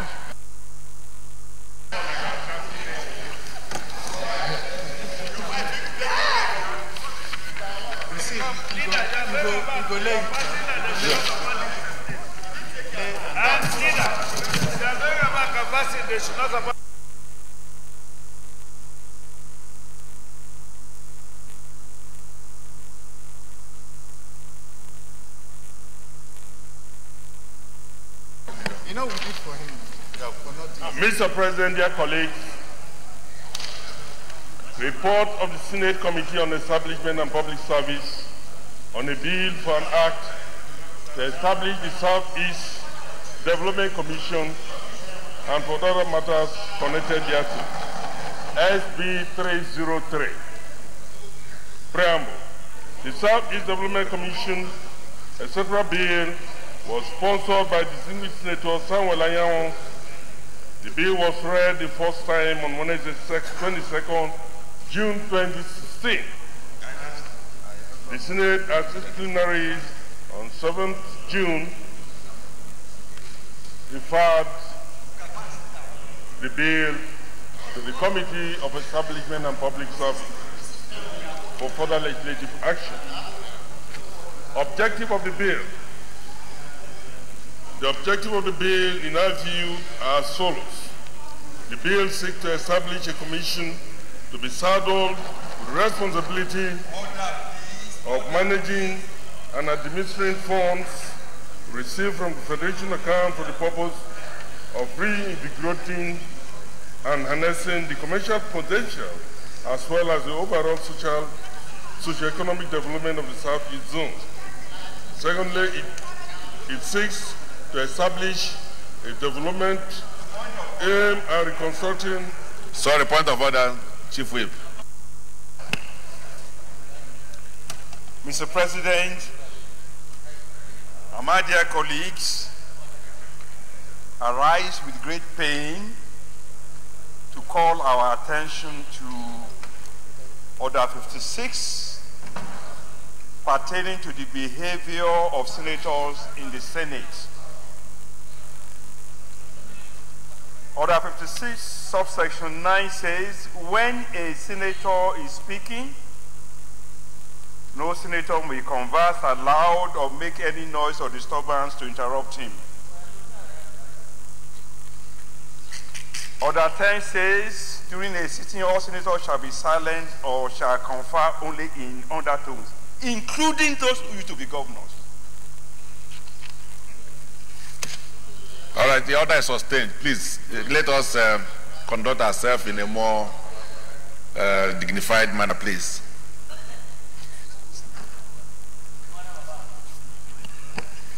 Thank you, Mr. President. Secondly, the bill seeks to establish a development master plan that will give rise to massive infrastructural development aimed at reconstructing and rehabilitating roads and bridges, as well as addressing the devastating menace of erosion and other environmental and developmental challenges in the zone. The committee, in addition to several meetings, conducted a public hearing.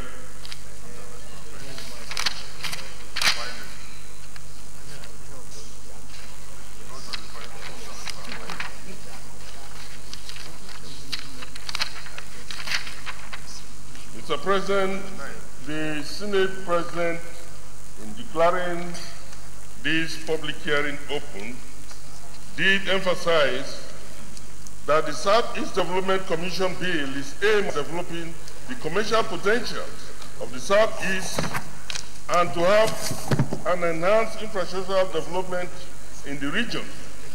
He expressed confidence that the bill will stimulate robust contribution from stakeholders as witnessed during the debate on the general principle of the bill on the floor of the Senate.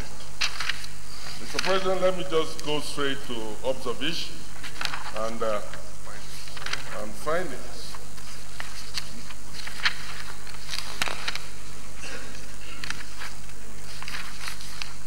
My colleagues can follow me to page 9 on the report. Observations through findings. The stakeholders generally supported the passage of the bill and urged the National Assembly to speedily pass it into law. Two, that the legislative initiative by the National Assembly is an important bold step aimed at addressing developmental challenges and the socio-economic well-being of the Southeast. That the passage of the bill will no doubt lay to rest the incessant clamor and agitations from various quarters for secession movement arising from incessant complaint of neglect, marginalization, and infrastructural decay in the zone, thereby engendering peace and ensure the unity and oneness of this country. That the National Assembly, which is the birth of democracy, would be seen to be alive to its responsibility of making laws for the peace and good governance of the Federation as enshrined in the 1999 Constitution of the Federal Republic of Nigeria as amended with the passage of this bill.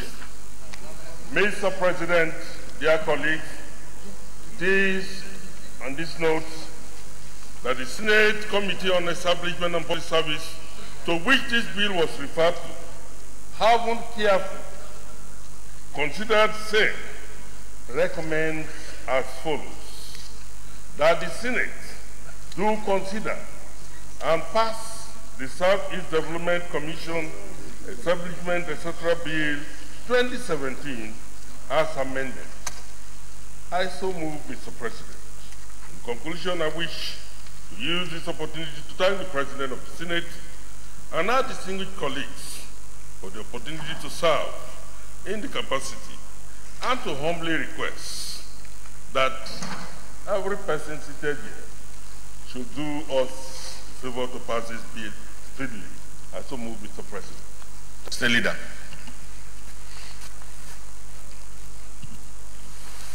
Mr. President, very distinguished colleagues.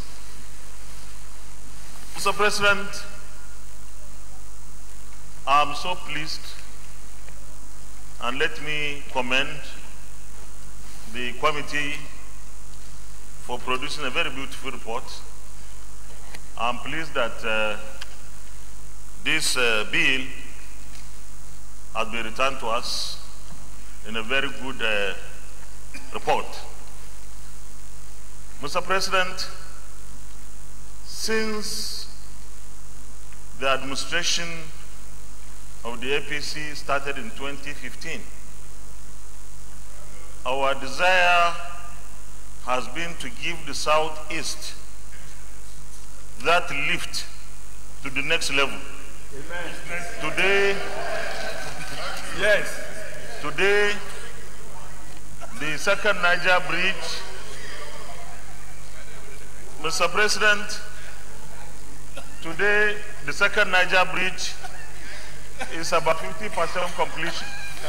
Yeah. Mr. President, please listen to the leader in silence, please. Mr. President, for 16 years, that party deceived the people of the Southeast. Even when there was an attempt to bribe a former president with a name indigenous to that section of the country, they didn't do anything. This administration will not only ensure that this commission is created, but fund it and take the Southeast to the next level. Yeah. This is my contribution. Thank you for the privilege. Sheikh Sani. Well, this is not second reading. We just take a few comments, then we'll go to the questions.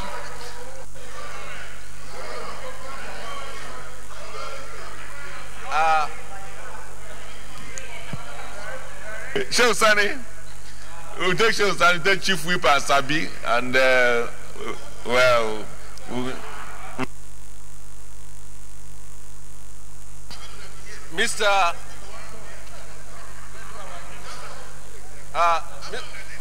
Mr. President, I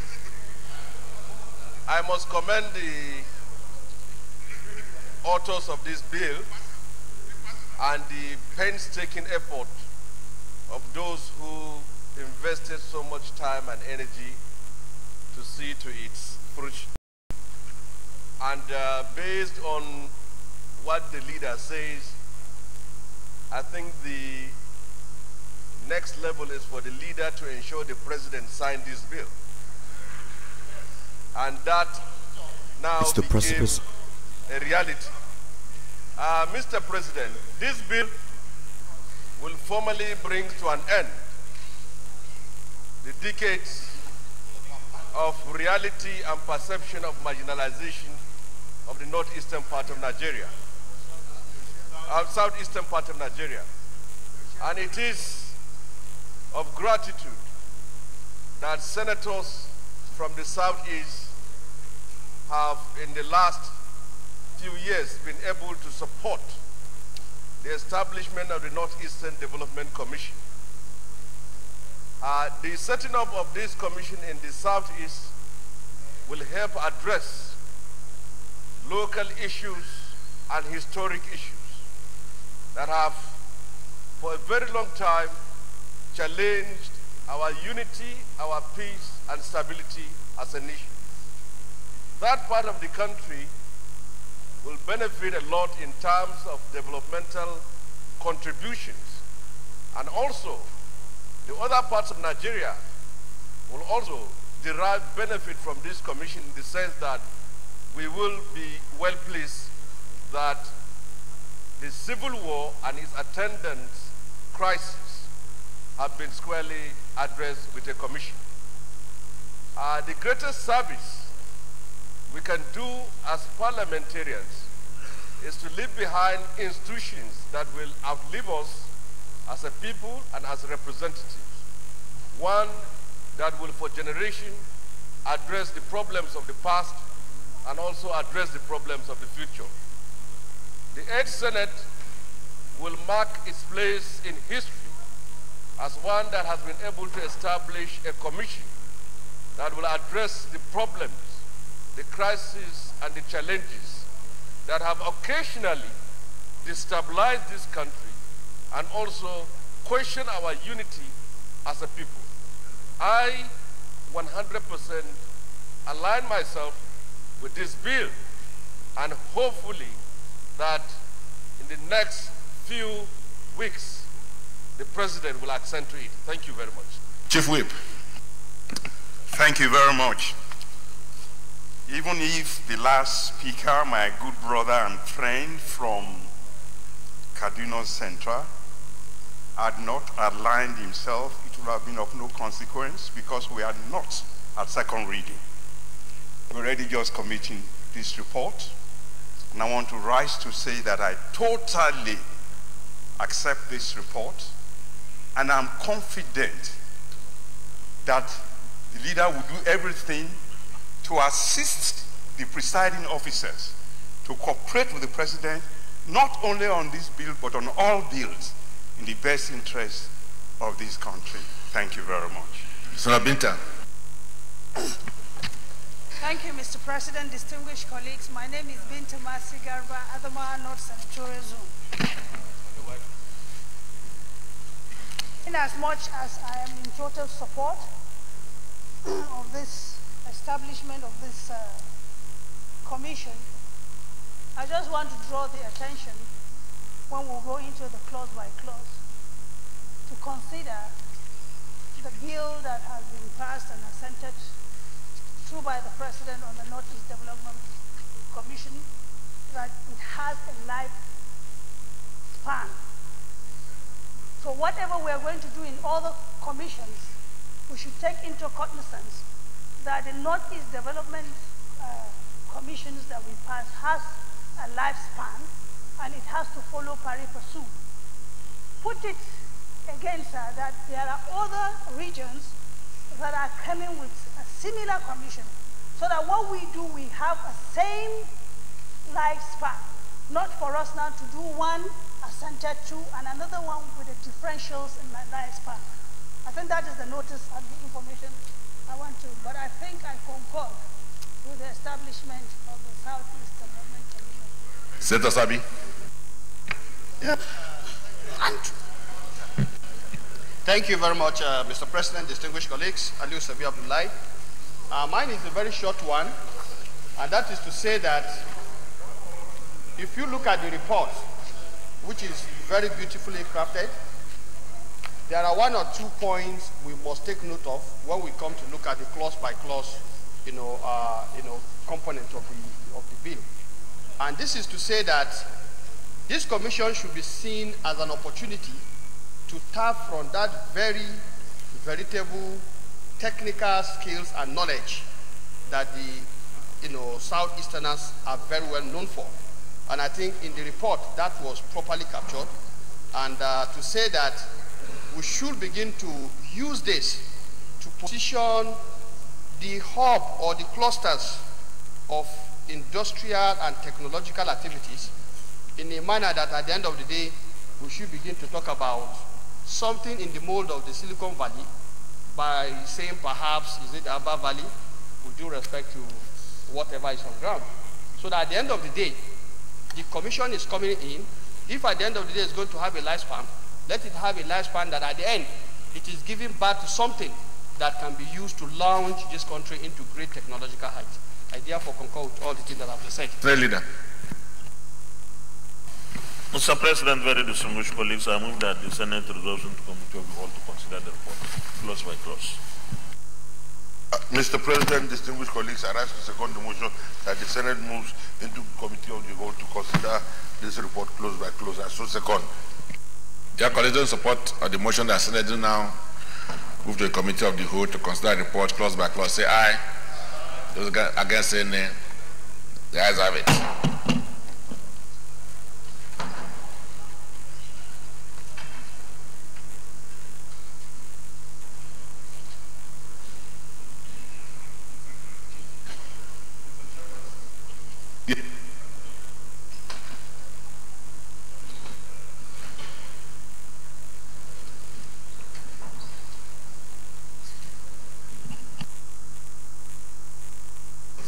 Mr. Chairman, sir, let me just put it on record that the bill was actually sponsored by Senator Yanwo and Senator Stella Odua. Thank you, sir. For the record purposes, sir. All right, when we're noted. Distinguished colleagues, because this bill has, I think has enjoyed the support of most of our colleagues, so we'll try to move as fast as we can. Especially the leader. Those support that clause 1 stamp out of the bill say aye. Those against say nay. The ayes have it. Clause 2. Those support that clause 2 stamp out of the bill say aye. Those against say nay. The ayes have it. Clause 3. Those support that clause 3 stamp out of the bill say aye. Those against say nay. The ayes have it. Clause 4. Those support that clause 4 stamp out of the bill say aye. Those against say nay. The ayes have it. Clause 5. Those support that clause 5 stamp out of the bill say aye. Those against say nay. The ayes have it. Clause what? Clause 4. Go ahead.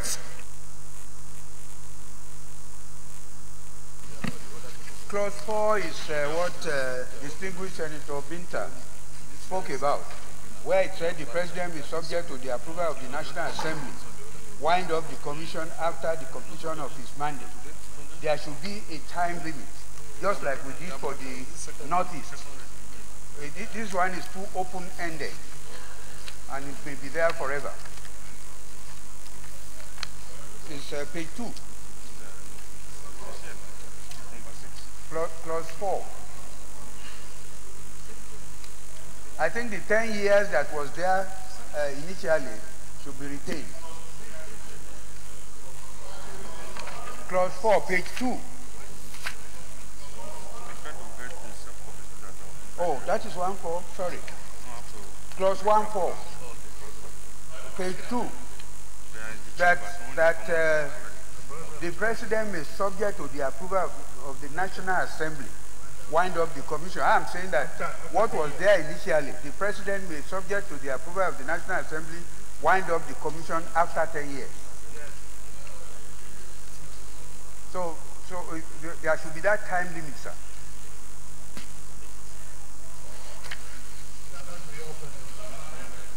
Yeah. What do we have in the Northeast? Do we have what's the time frame we had in the Northeast Commission?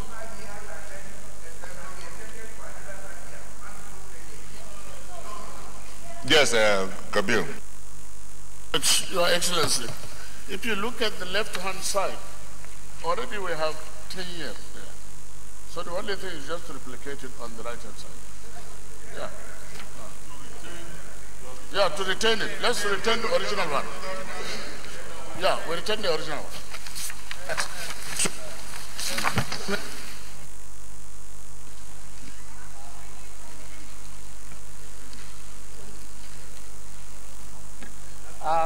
Clause 2,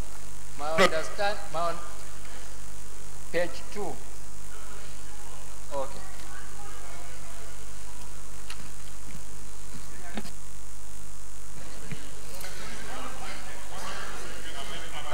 Thank you, Mr. President. Thank you, Mr. President. Wait, now I'm talking. Mr. President, Sam Egwu, I represent Ebonyi North. I tend to disagree with the suggestion made by the last speaker. Mr. President, in the first place, the Northeast Commission and the Southeast we're talking about, they are two different things. The circumstances, listen to me. The circumstances of the establishment of the Northeast Commission was as a result of the calamity, the insurgency. As a result of the insurgency, Southeast has started having their own problem after the war. And now, in the Northeast, because of the international intervention, a lot of funds has come into that project. Added billions in dollars. Excuse me, in dollars. In dollars. Excuse me, in dollars.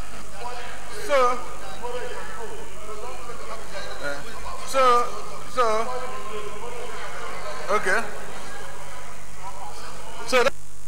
So you prefer that we take what was in on the bill, right? Eh?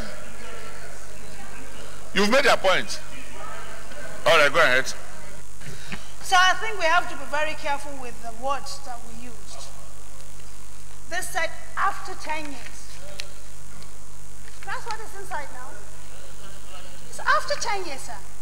And sir, please, what we are now saying is now, when we started with this Northeast Development Commission, yes, because of the destructions that was unleashed on the Northeast. Here, when we are discussing this deal, Senator Gayat now said it has an effect on them. Senator Hussaini Jerry made mention of North Central.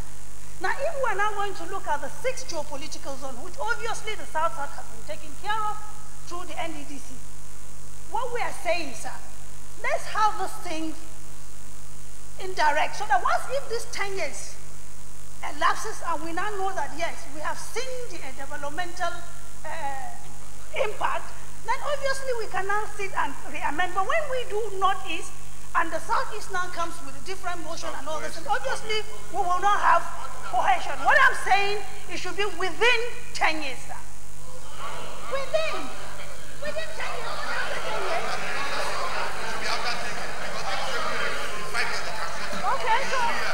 Okay, after 10 years. After 10 years.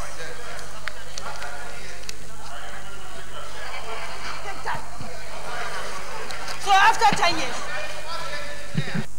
All right, those support that clause 1(4) as amended, that is after 10 years, stand part of B, say aye. Those against say nay. The ayes have it. So we now go, set clause 2, okay, go ahead. Establishment of governing board of the commission. When you look at the whole thing is just circulating within the Southeast, but this is a federal institution. I think we should have other representatives from other zones on the board. That is my suggestion, and that's what has happened in the Northeast Development Commission, and that's what happened in the NDDC. Where? I'm reading it. No. In addition to those ones, no. In addition to those ones, there will be a presidential approval appointment. Those are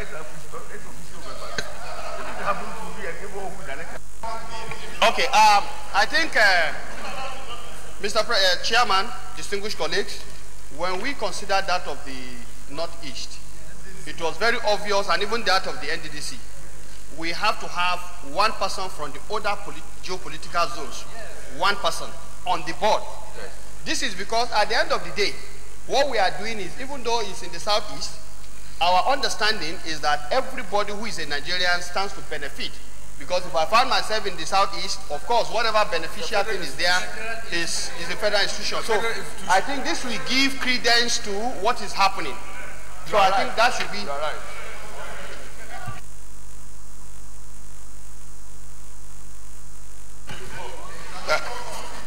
Thank you, Mr. Chairman. Senator Gbenga Shafa from Lagos East. I hereby rise to support the amendment being brought in by Senator Sabi that all the other geopolitical zones be represented in the commission. I so second. On the board, please.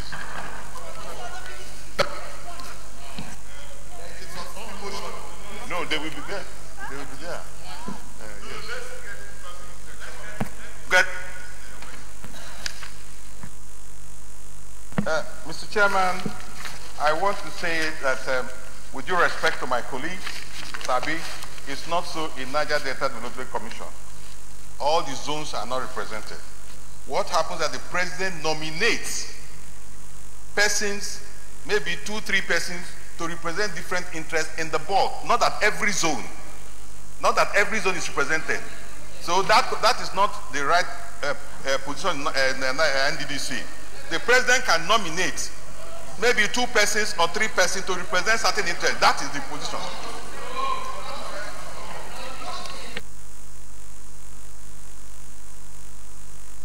Okay. Those in support of the amendment that each of the other geopolitical zones will have one representative at the board, say aye. Aye. Those against, say nay. That's a it. Clause 5. Those in support of clause 5, start out of the bill, say aye. Those against, say nay. The ayes have it. Clause 6 and 7. Those in support of clause 6 and 7, start out of the bill, say aye. Those against, say nay. The ayes have it. Clauses 8 and 9. Those support that clauses 8 and 9 start out of the bill, say aye. Those against, say nay. The ayes have it. Clauses 10 and 11 and 12. Those support that clauses 9, 10, 11 and 12 start out of the bill, say aye. Those against, say nay. The ayes have it. Clause 13 and 14. Those support that clauses 13 and 14 start out of the bill, say aye. Okay, let's do 13 first. Those support that clause 13 start out of the bill, say aye. Those against, say nay. The ayes have it. Down 14. Senator Lasodure.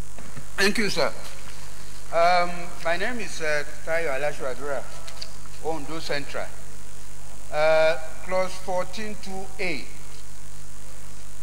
That is a fund of the Commission from the federal government, the equivalent of 10% of the total monthly statutory allocations due to the member states of the Commission. 14, sir. That's 15. No, here. Okay. This is 15.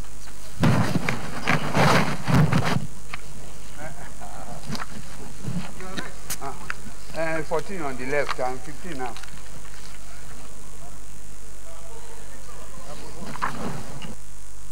Those about that clause 14 start out of the bill, say aye. Those against, say nay. The ayes have it. Then 15, now you can make a point.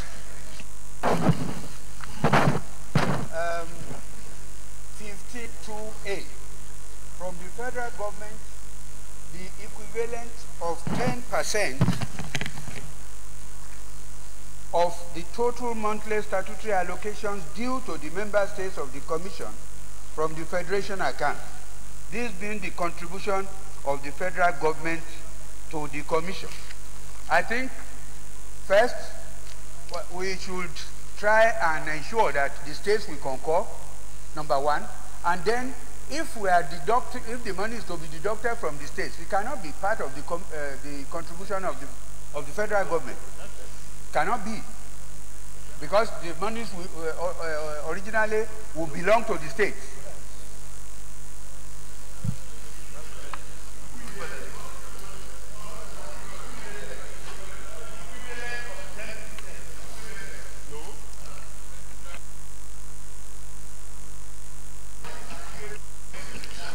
It's correct, eh?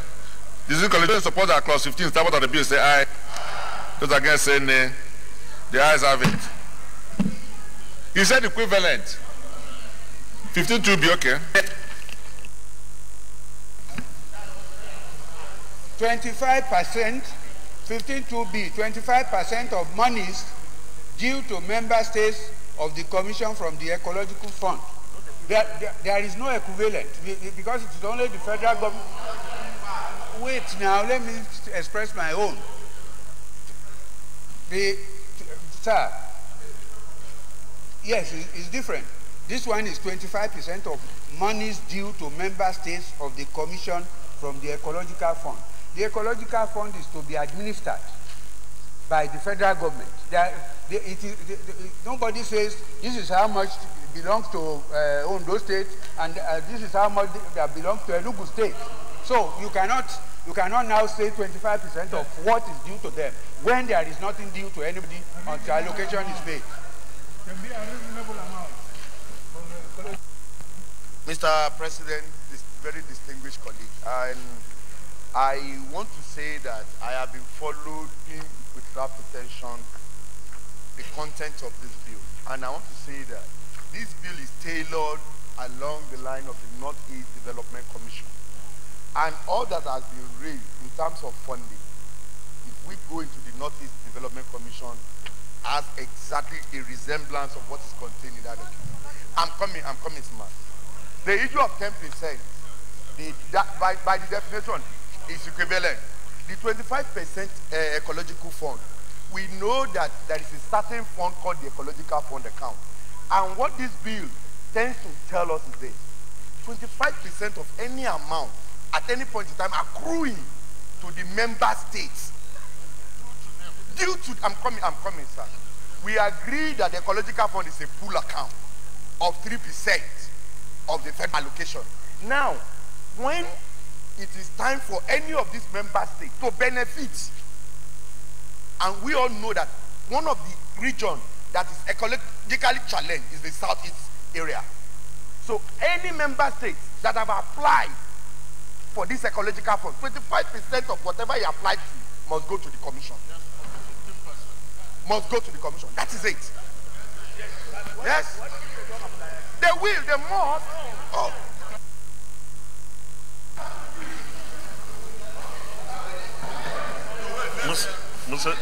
Mr. Chairman, I don't know if Senator Sabi Ali will amend, but I just want to shed some light. The Ecological Fund is administered, and only the President approves of this. So, if we pass this the way it is couched, it's likely to present a problem for implementation. Because how do you determine 25% when the fund can only be used or administered or released based on needs from time to time? So it's not like the approval will be given to all the states at the same time, so you will know 25%. If a state has an ecological situation that requires federal government intervention, it is at that point that it gets money from the ecological fund. So we need to think and find a way around this, because the way it is going to be difficult implementing the application. Thank you once again, Mr. Chairman. If we amend it to read as follows, perhaps it will solve this problem. 25% of any monies approved to member states of the Commission from the Ecological Fund. Mr. Chairman. Okay, for me, Mr. Chairman, because based on the explanations now, at any point in which a particular fund is due to the South, to the states, we are saying you take 25% of it and give to the Commission. That's just what we are saying. That's why we are saying 25% of any monies approved for the member states from the Ecological Fund. Mr. Chairman. Mr. Chairman.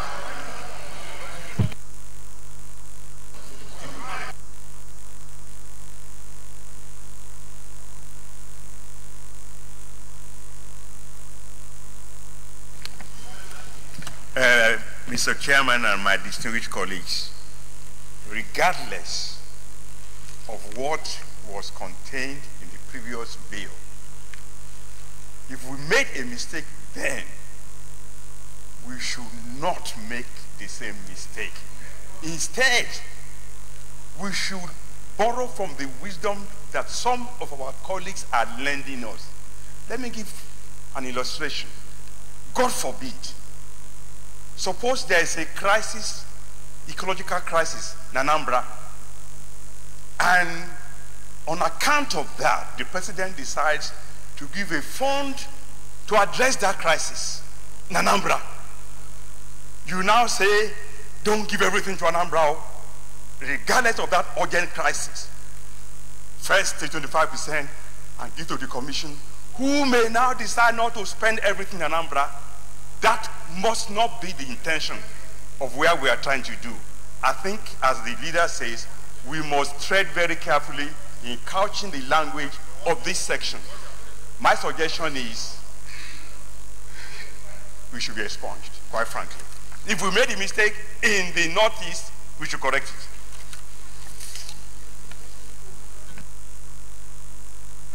it. Mr. Chairman, distinguished colleagues, I'm Olanrewaju Tejuosho, Ogun Central.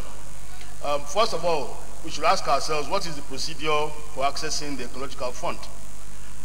From my understanding, a state government will identify an area of erosion or any ecological problem. Then they will call a contractor to give them an estimate of how much that repair will cost. So are we now saying that after that contractor gives us the estimation, we are now going to add 25% on top of it? Or deduct 25% out of the contract so that the contractor won't be paid adequately? So that is the way the ecological fund has been administered. So it's not possible to now say you are adding 25% to it. Mr. President, sir, Mr. Chairman, I think the issue is a very simple one. It's a very simple matter. Part of the major reason why we are considering is establishing a commission for the Southeast is because of the very serious ecological challenges that face the region. You will recall, Mr. Chairman, at one point when Senator Mao Wabunwa raised the issue of soil erosion, I said that that region should be designated as a special type of region because of the nature of its soils and the nature of the very monumental erosion problem that is devastating the entire area. So instead of talking about taking certain percentage of what states get, ecological fund is a discretionary fund which is administered based on needs and application from state to attract particular kinds of problems. So what I'm suggesting is that there's an ecological fund and we know the ecological challenges of the region. Why not say that 1% of the ecological fund should go to that commission? 1% of the total collection under the ecological fund should go to that commission to address the peculiar ecological challenges of the region, instead of talking about what accrues. Because what accrues can change from time to time, and it is not something that we can really talk about. No. I have my own different which is different from this. I want to second.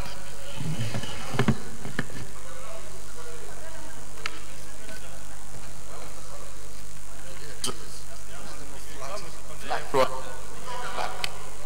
on your mic. Thank you very much, Your Excellency. Distinguished colleagues, I support the motion heavily brought by Dr. Abdullahi Yahya that 1% of the ecological fund should be given to the Commission for operation. Thank you very much. I so second. Those support of the amendment say aye. Those against say nay. The ayes have it. So I can now put the question for 15 together. Those support that clause 15 as amended stand part of the bill say aye. Those against say nay. The ayes have it. Clause 16 and 17. Those support that clause 16 and 17 stand part of the bill say aye. Those against say nay. The ayes have it. Clauses 18, 19, and 20, 21. Those support that clauses 18, 19, 20, and 21 stand part of the bill say aye. Those against say nay. The ayes have it. Clause 22 and 23. Those in support that clause 22 be deleted say aye. Those against say nay. The ayes have it. Those in support that clause 23 stand part of the bill say aye. Those against say nay. The ayes have it. Those in support that clauses 24 and 25 stand part of the bill say aye. Those against say nay. The ayes have it. Those support that clause 26, 27, 28, and 29. Stand part of the bill say aye. Those against say nay. The ayes have it. Those support that clause 30 and 31. Stand part of the bill say aye. Those against say nay. The ayes have it. Which clause? To take us back, this clause 3 on the tenure of office of the chairman and men and board members. We have said that in okay.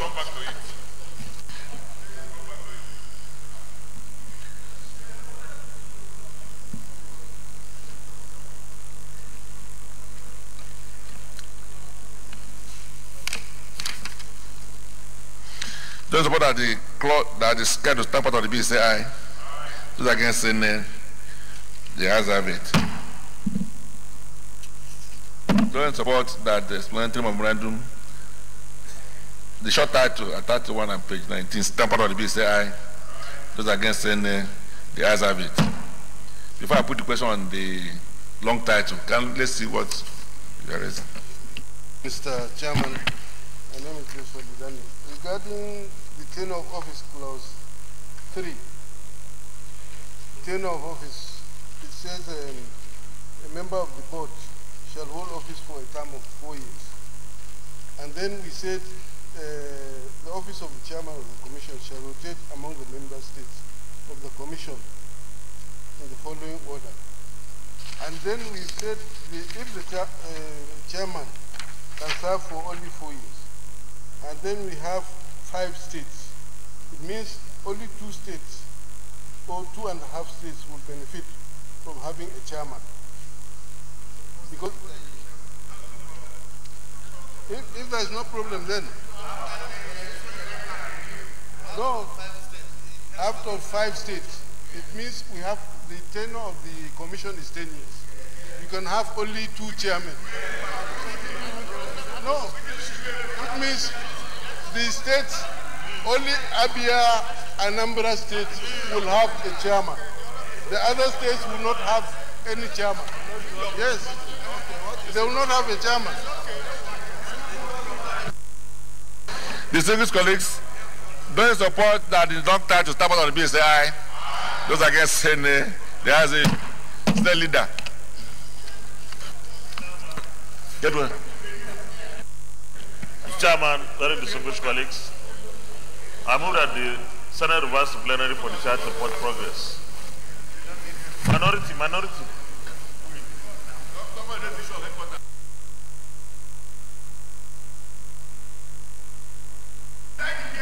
leader. In the first place, the headquarters is at Enugu. Enugu is the headquarters of the commission.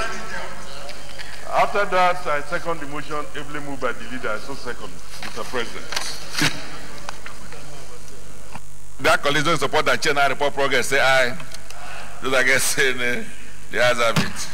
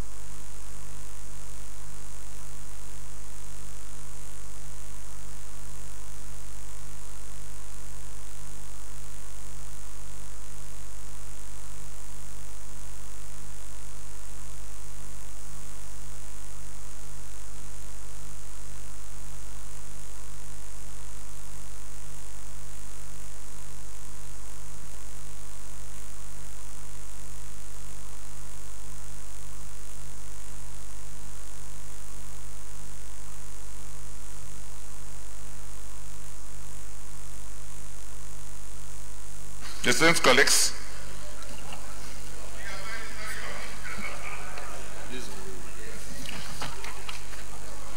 the Senate, in the Committee of the Whole, considered the report of the Committee on Establishment and Public Service on the Southeast Development Commission, etc., Establishment, etc., Bill 2018, and approved as follows. Clauses 1 to 2 as amended, 3 to 14 as recommended, 15 as amended, 16 to 30 as recommended, schedule as recommended, explanatory memorandum as recommended, short title as recommended, long title as recommended. Is this a true reflection of what transpired in the Committee of the Whole? Thank you. Senate Leader. Mr. President, very distinguished colleagues, I move that the bill be now read the third time. Mr. President, distinguished colleagues, I rise to second the motion that this bill be now read the third time and so second.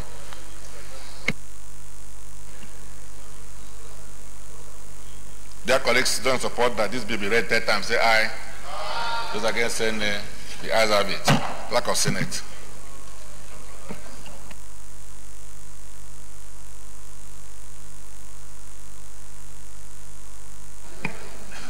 Mr. President, distinguished senators, a bill for an act to establish the Southeast Development Commission to serve as a catalyst to develop the commercial potentials of the Southeast, receive and manage funds from allocation of the Federation for the rehabilitation, reconstruction, and reparation for houses and lost business of victims of the Civil War, and address any other environmental or developmental challenges, and for other matters 2018, read third time.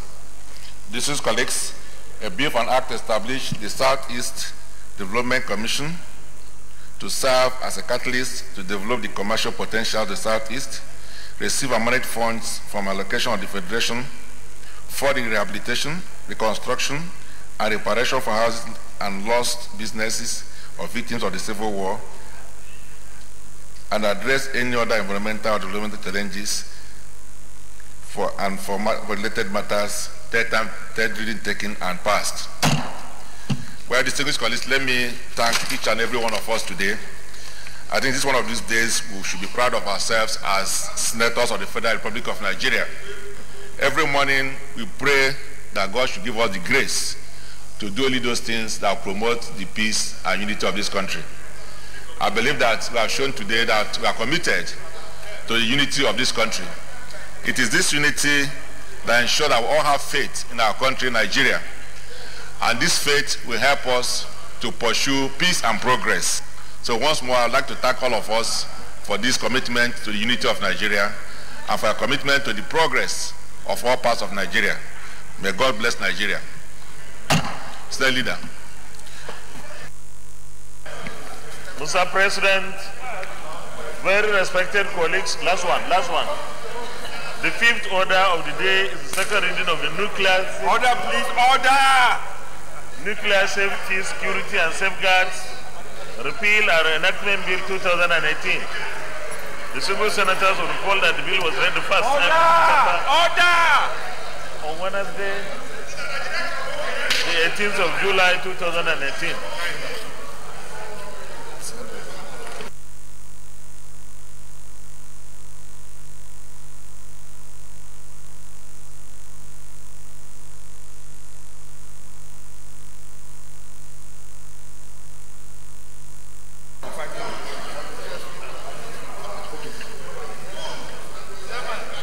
Mr. President,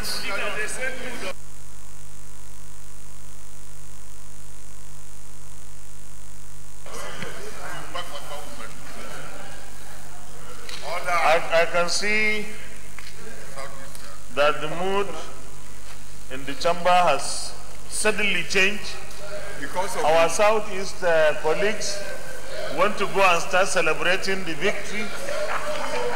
I would therefore move that we stand down demonstration of all other items on the order paper to enable them go and celebrate. I so move, Mr. President. That's a good leader. Mighty leader. Rising to support our very good and articulated leader. Okay, articulated. rising to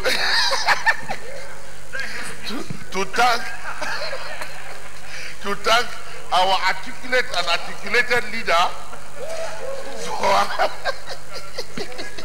for supporting the Southeast on this very joyous occasion.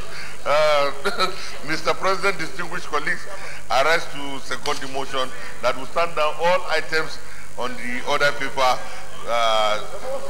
till another legislative day. I so second.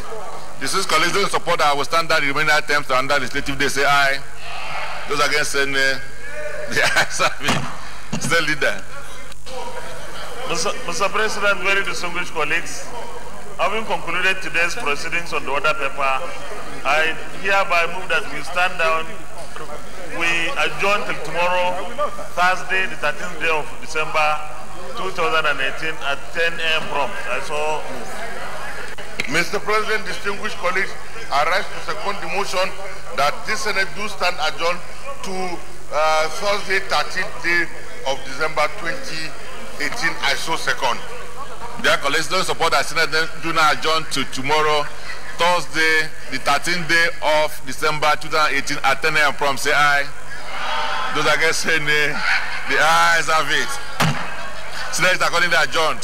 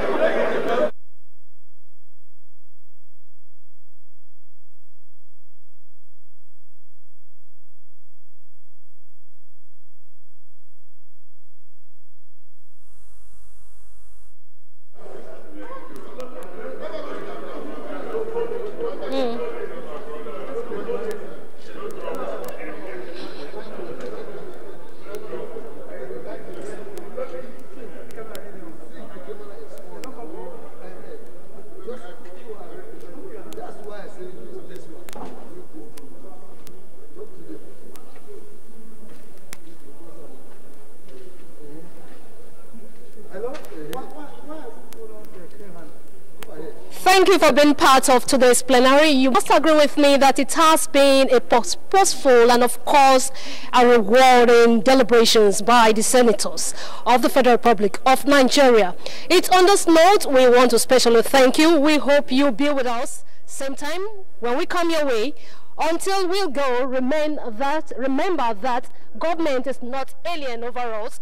It is our duty as good Nigerians to think of what we can do for Nigeria, not only what Nigeria can do for us. I am Christy Ewodage saying goodbye.